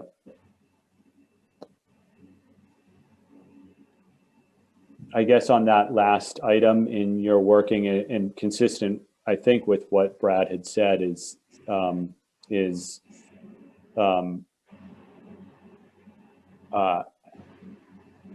understanding what how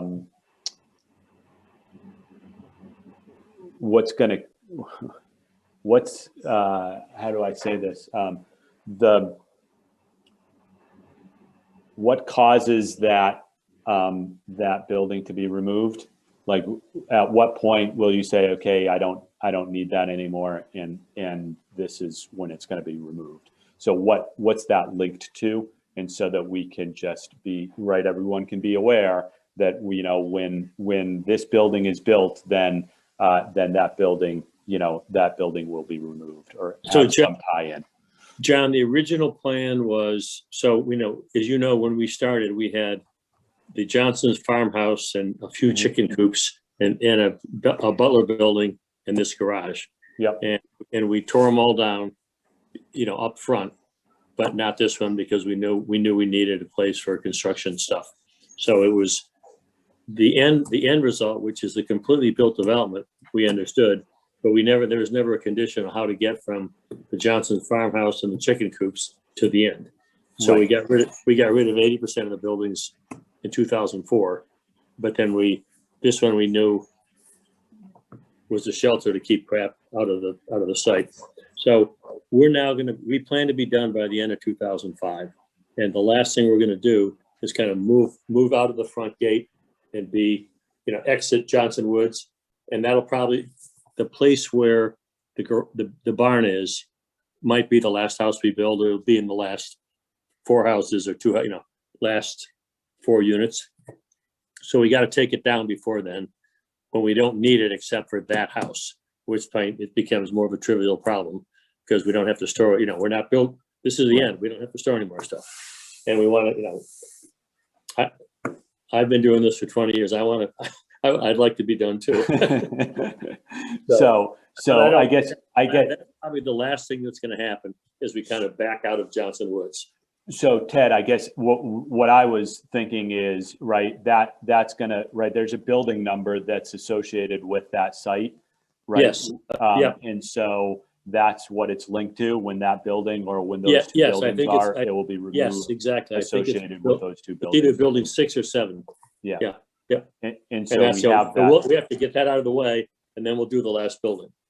And so we have that linkage established because it wasn't ever established, right, in the beginning. Yes, and that's understandable, right?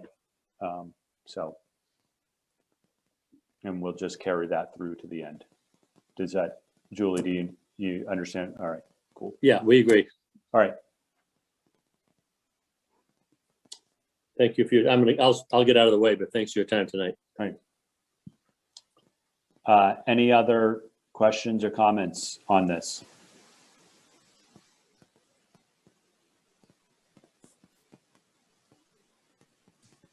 I see nothing. Okay. So I think, I'd like to vote on this, as amended. So I'll move to approve the minor amendment to the Johnson Woods PUD special permit with all references to Trevor Court proposed garages removed.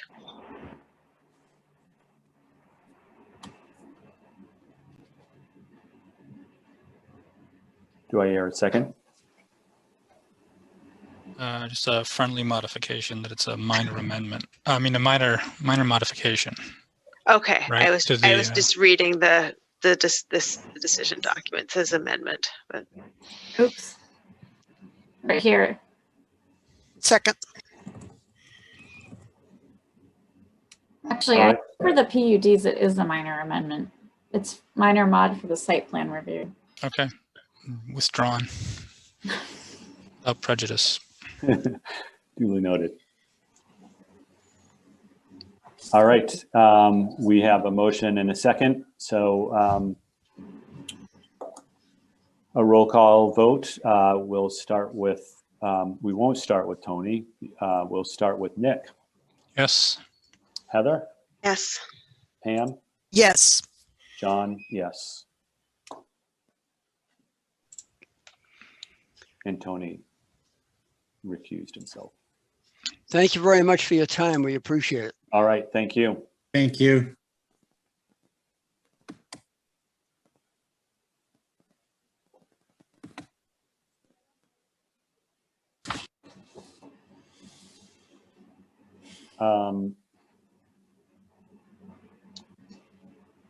On our agenda, 99 Washington Street.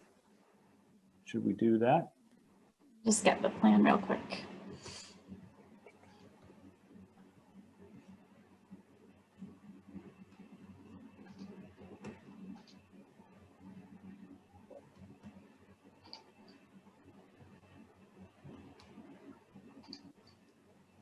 All right.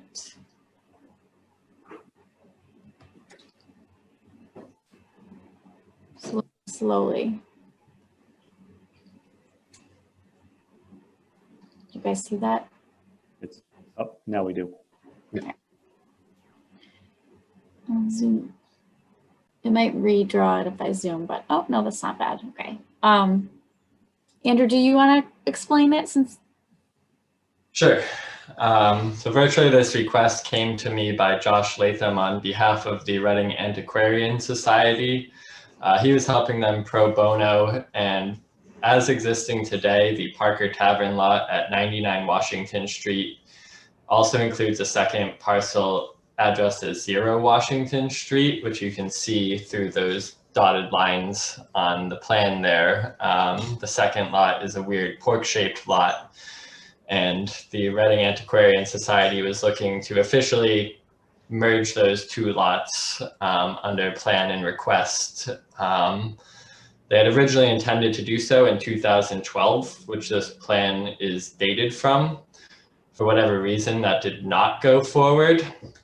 But the request came up again when they asked Josh about it. So he brought it to me, and we were happy to help bring this plan to the Cpdc because we have found that there is no expiration of survey tolling dates.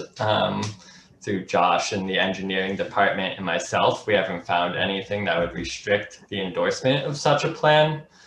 Typically, a lot consolidation plan goes through an 81X plan process, which I think is through the assessing department and not so much planning. But again, in efforts to help Josh and the Reading Antiquarian Society, we felt that this plan was good enough to go to Cpdc and before you guys. So yeah, that's about it. They're looking to just consolidate the two lots into one. And so with the consolidation, the one lot meets the zoning of the size and the frontage. Correct. Right. Yep, the site is in the S15 district, which requires 100 feet of linear frontage. And after consolidation, I believe this will be 150 or 170. That's 150 on the plan. Yep, 150. Great, and I guess the size is irrelevant for this. So. Yep, well over the 15,000 square feet required.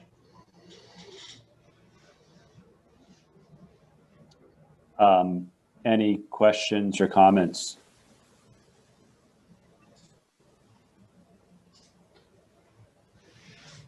No questions from me. All right. Seems pretty straightforward.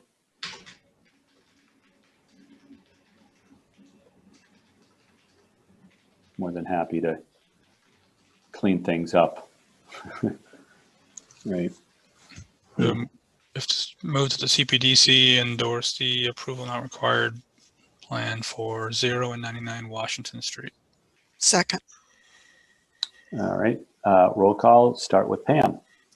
Affirmative. Nick. Yes. Tony. Yes. Heather. Yes. John. Yes.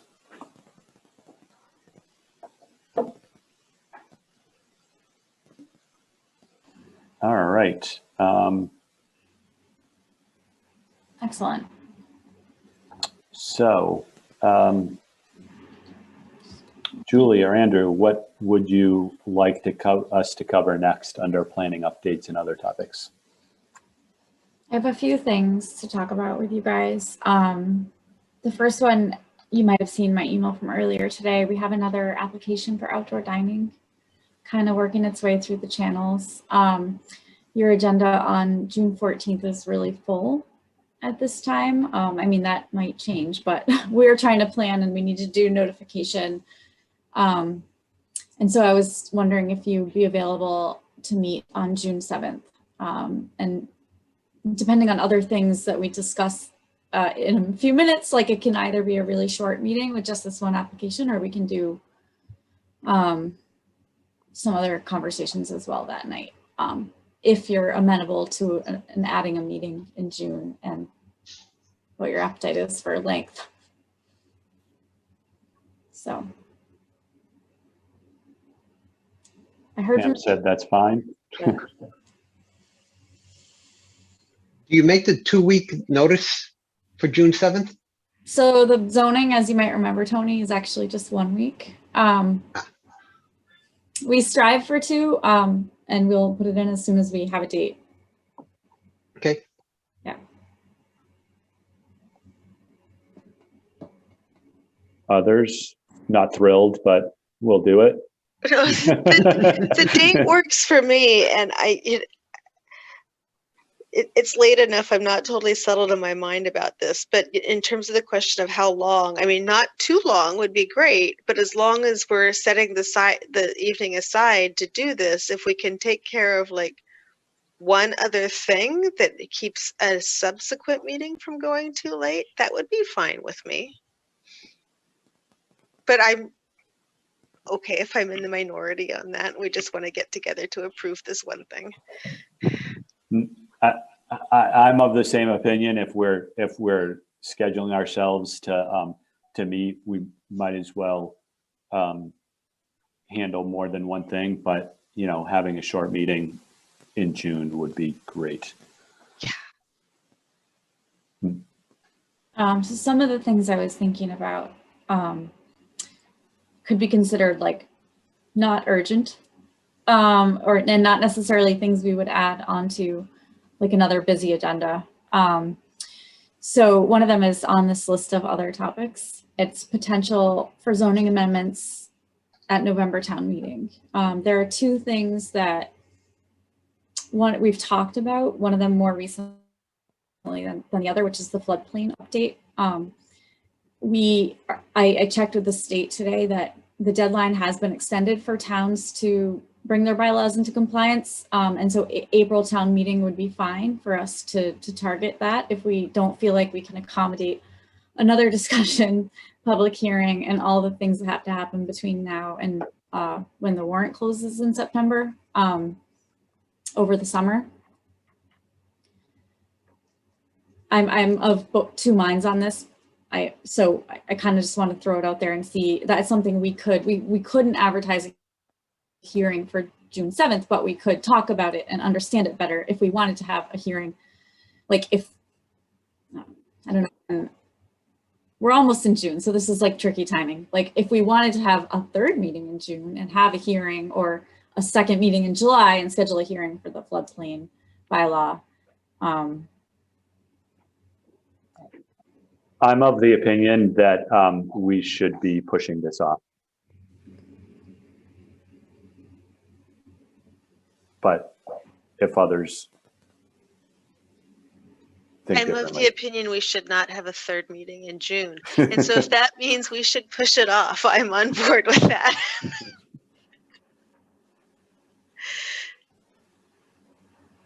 Okay. As kind of like leaning that way, just we also have a million things we're working on. So we're just like suckers for punishment. So do you guys, you want to push floodplain to April town meeting? Okay. Yes. And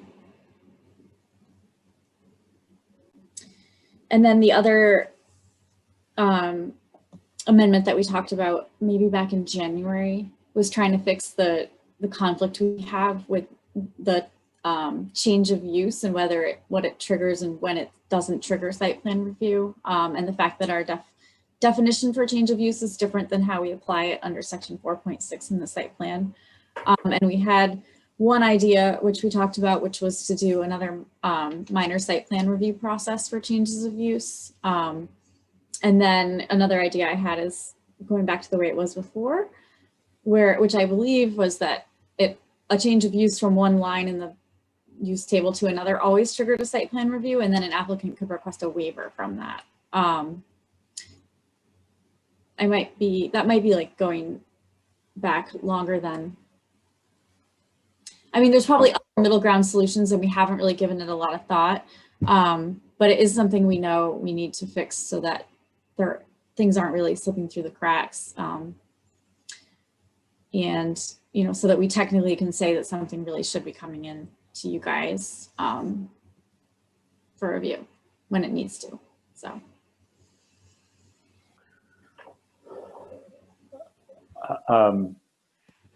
I do think that that's a more ripe discussion to have.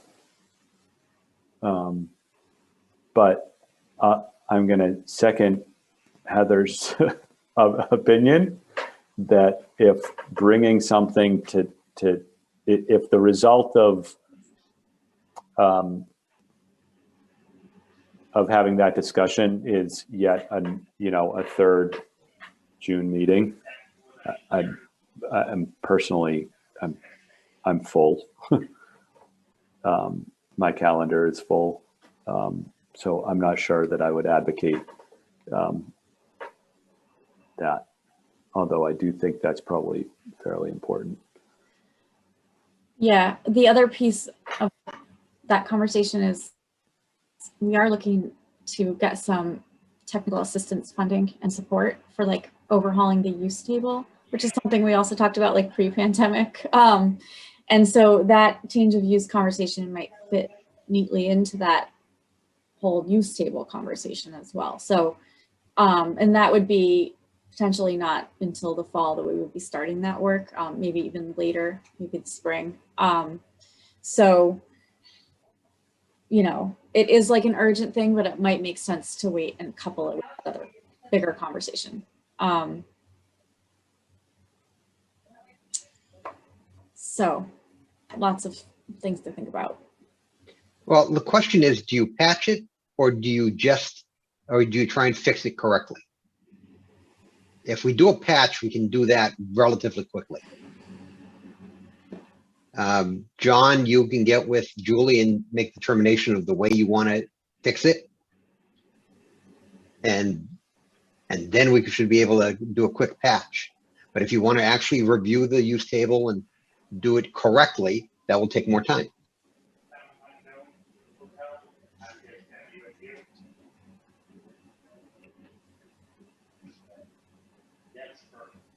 True.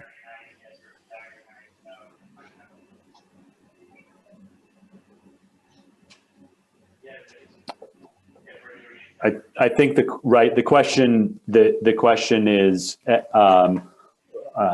what's the risk of us leaving it the way it is for another 6 months or almost a year, right? Actually, we do know, right? We do know that there's already been some things that we would have preferred to come through site plan review. And I guess the question is that been just a preference, or are there things that are becoming issues because we don't have that control on some things, right? Safety issues or, annoyance issues.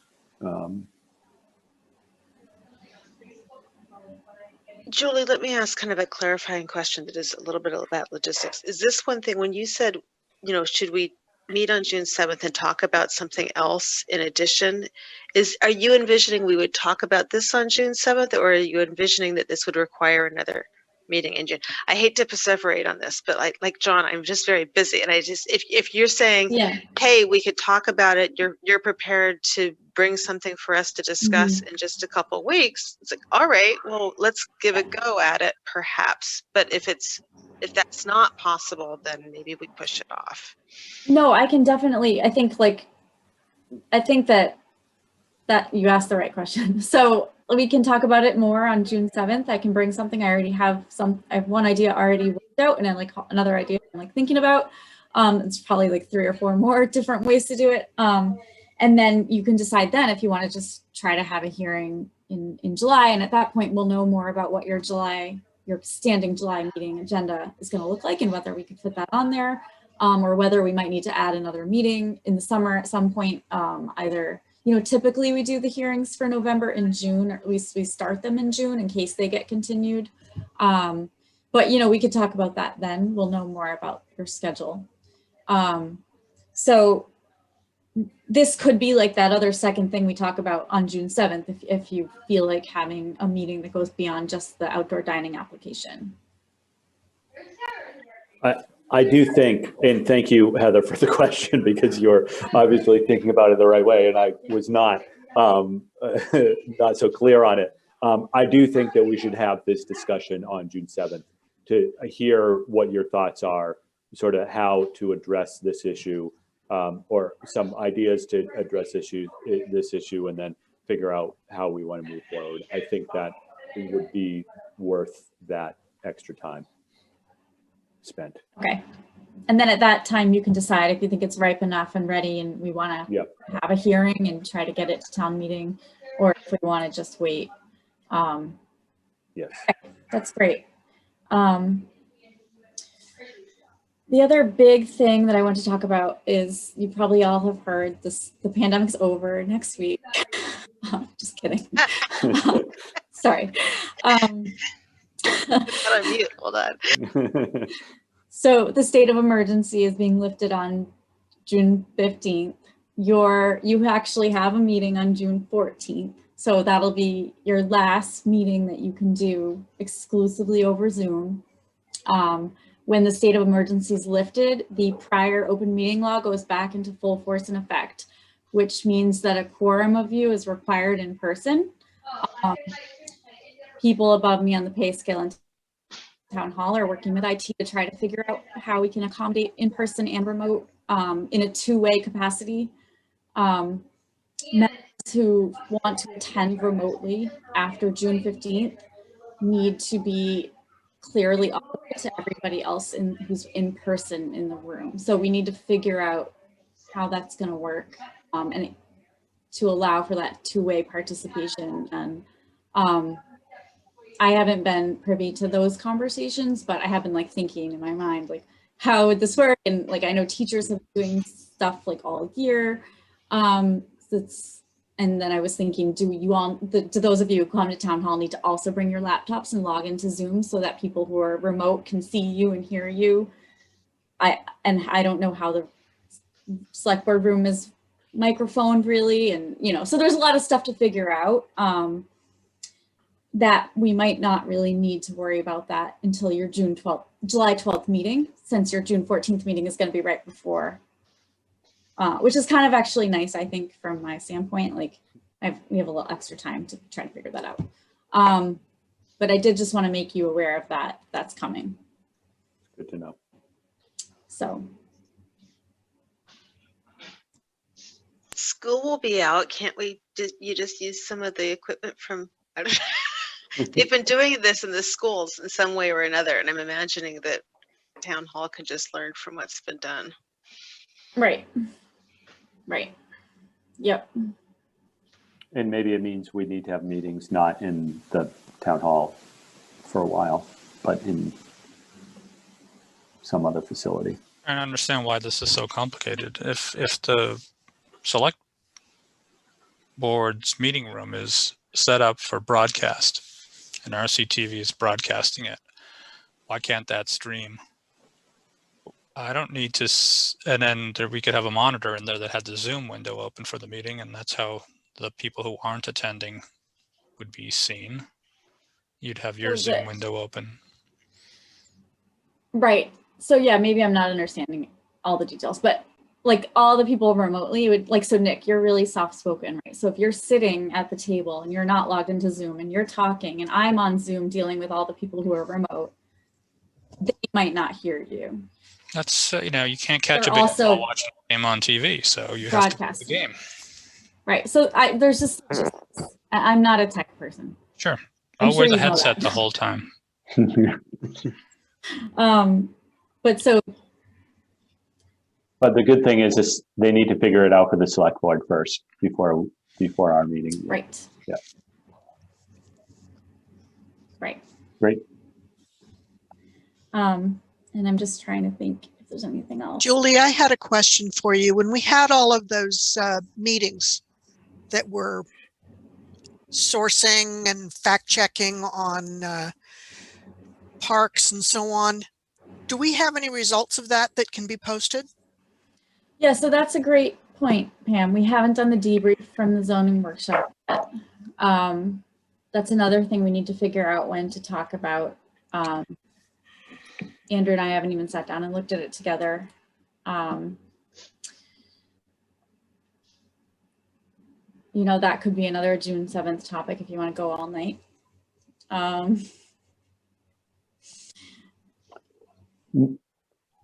No, I think that I do think, right, we do have to have that follow-up meeting, Pam, and I agree with that, but understanding that Julie and Andrew haven't even had time to sort of pull that information together and digest it themselves, I don't think that's ripe for our meeting on the 7th.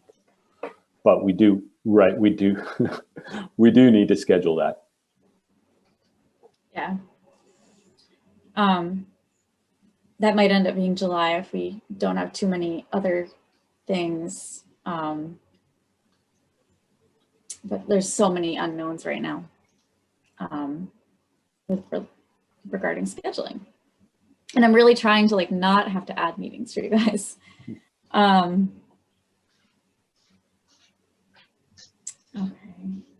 Are there any other ideas or thoughts about meetings going forward? And I like the suggestion that maybe we would meet somewhere that's not town hall if needed.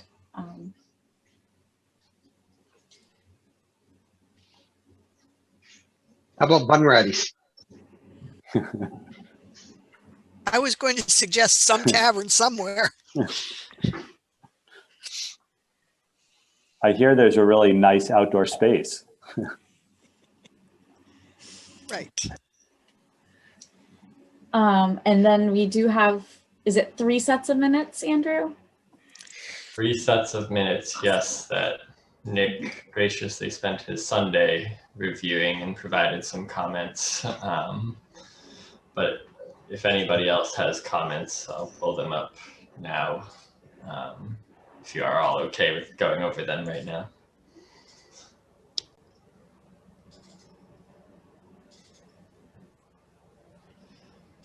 Andrew, which set are you starting with first? 222, we'll go in chronological order. All right.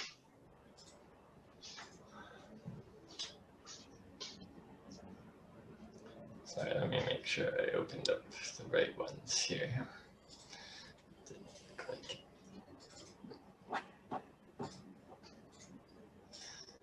Okay, there we go.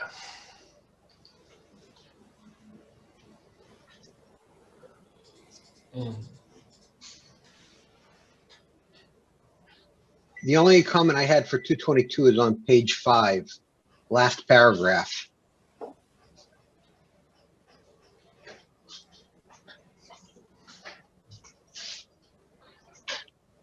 I'm not quite certain what you're trying to say here. Mr. Mark Delaney of 26 Pekin Street opined the new tank is not more aesthetically pleasing, and such language in the plan should not be made on behalf of the neighborhood.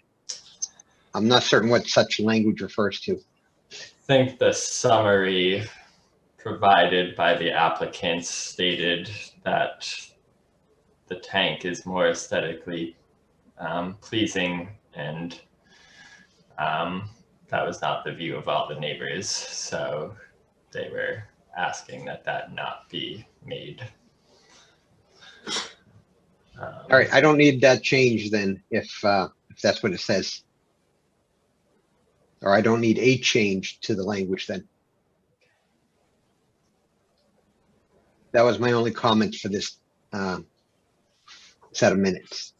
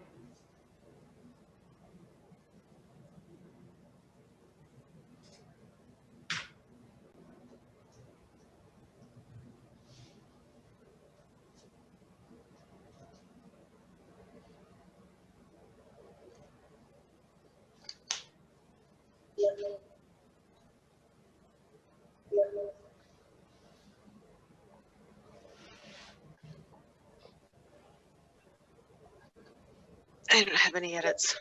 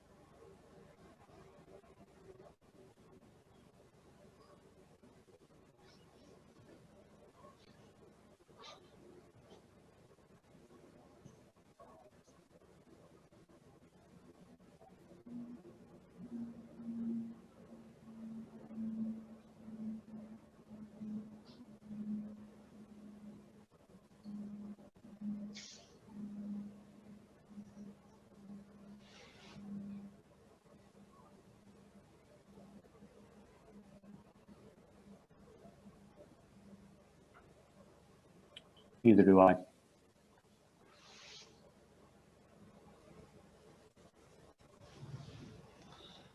Alrighty.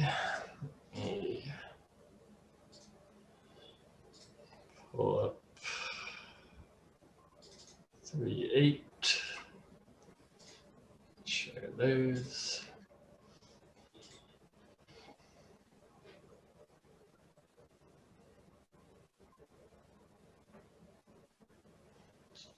My only comment on, oh, sorry. Go ahead if you have one for 3.8. No, it's 322. Okay. I did them out of order.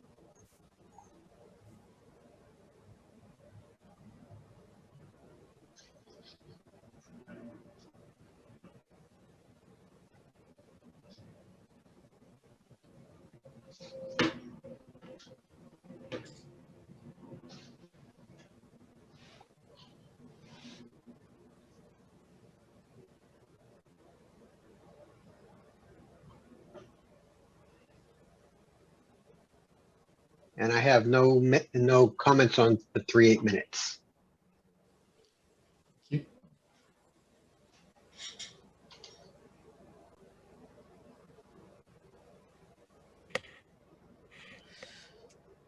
If you would search for boards and make that a possessive in, I think there are 2 cases.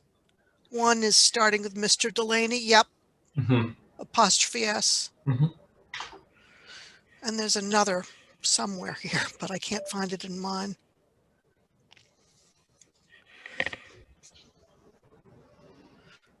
No.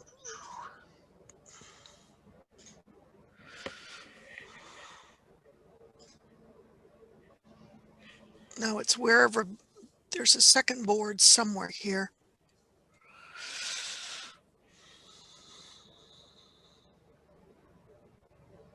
Nope, not seeing it. Me either.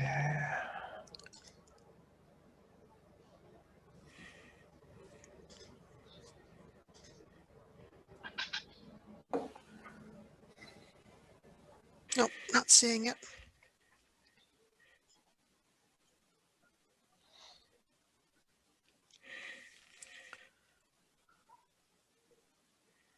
Thank you, though.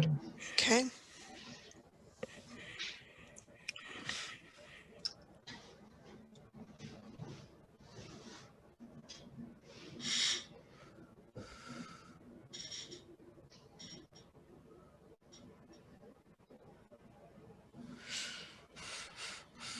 On page 11, there's just a little typo. Sorry to scoot you ahead. No worries. In the 1, 2, 3, 4th paragraph, Mr. Arezzo, each table will seat no more than 4 peoples. It's 4 people. Right.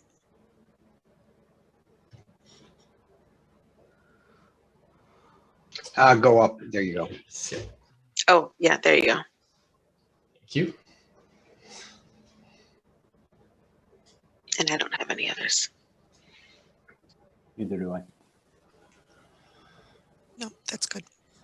Alrighty, let me just jump ahead to 322.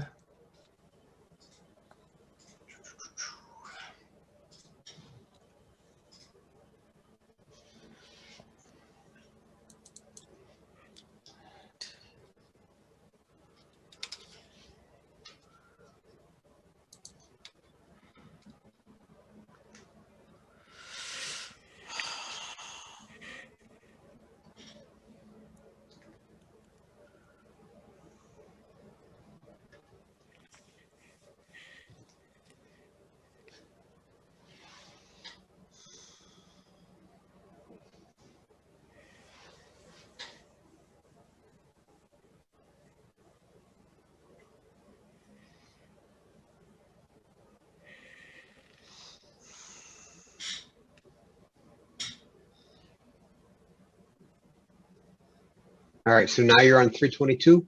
Yep. Page 6, 3rd paragraph from the bottom.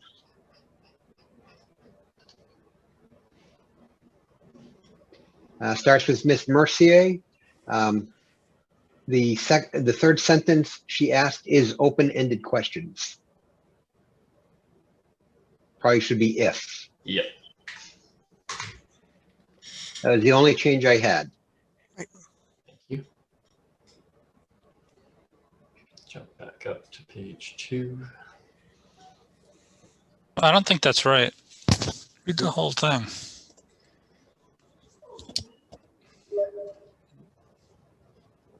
Isn't it? She asked, and shouldn't it be our open-ended questions such as? Sorry, was that page 4, Tony? 6. 6, that's what I thought.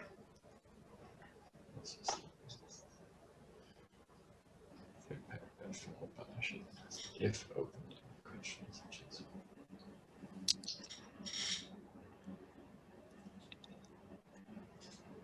I guess it works either way. No, that's right. Yeah. That's how I expected it would be.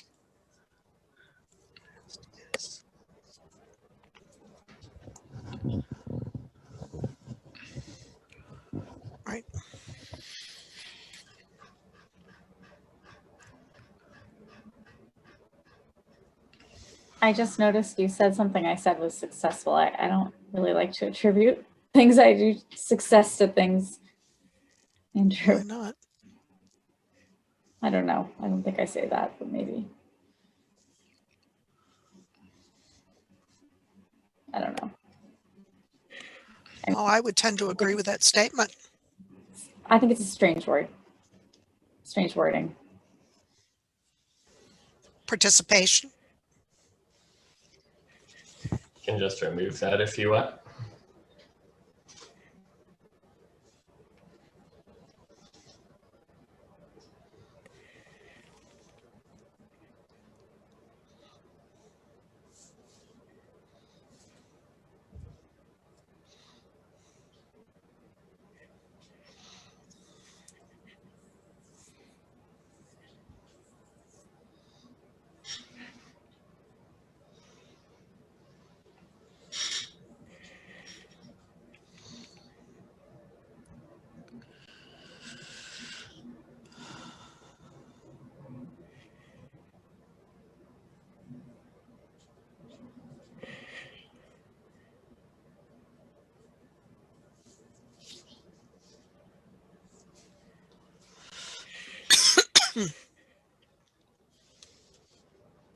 I don't have any other edits.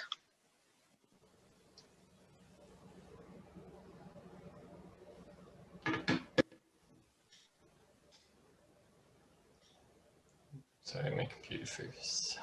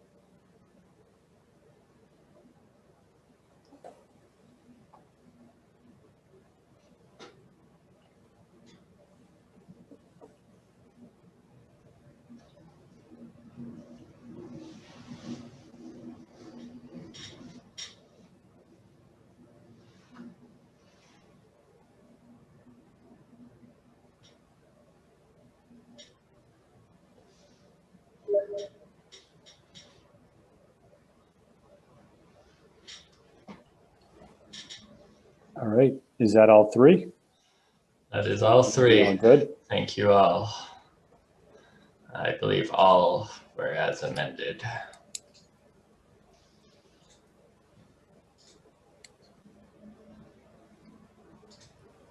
Can we approve all three in one vote?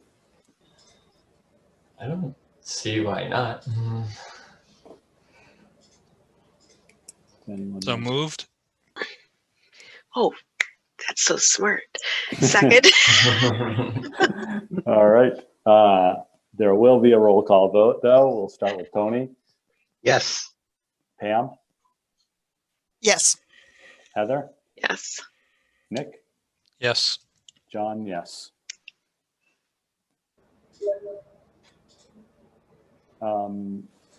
Anything else? Heavens no. Not from me. Not from me. Great. All right, see you Motion to guys adjourn? soon. A second. Who got that first? Does it matter? Probably not. Whoever Andrew said. All right. Yeah. All right. All those in favor? Aye. Aye. Aye. All right. Happy Memorial Day. Happy Memorial Day. Yeah. Have a good week. Thank you. Good to see you all. All right. Take care. Night.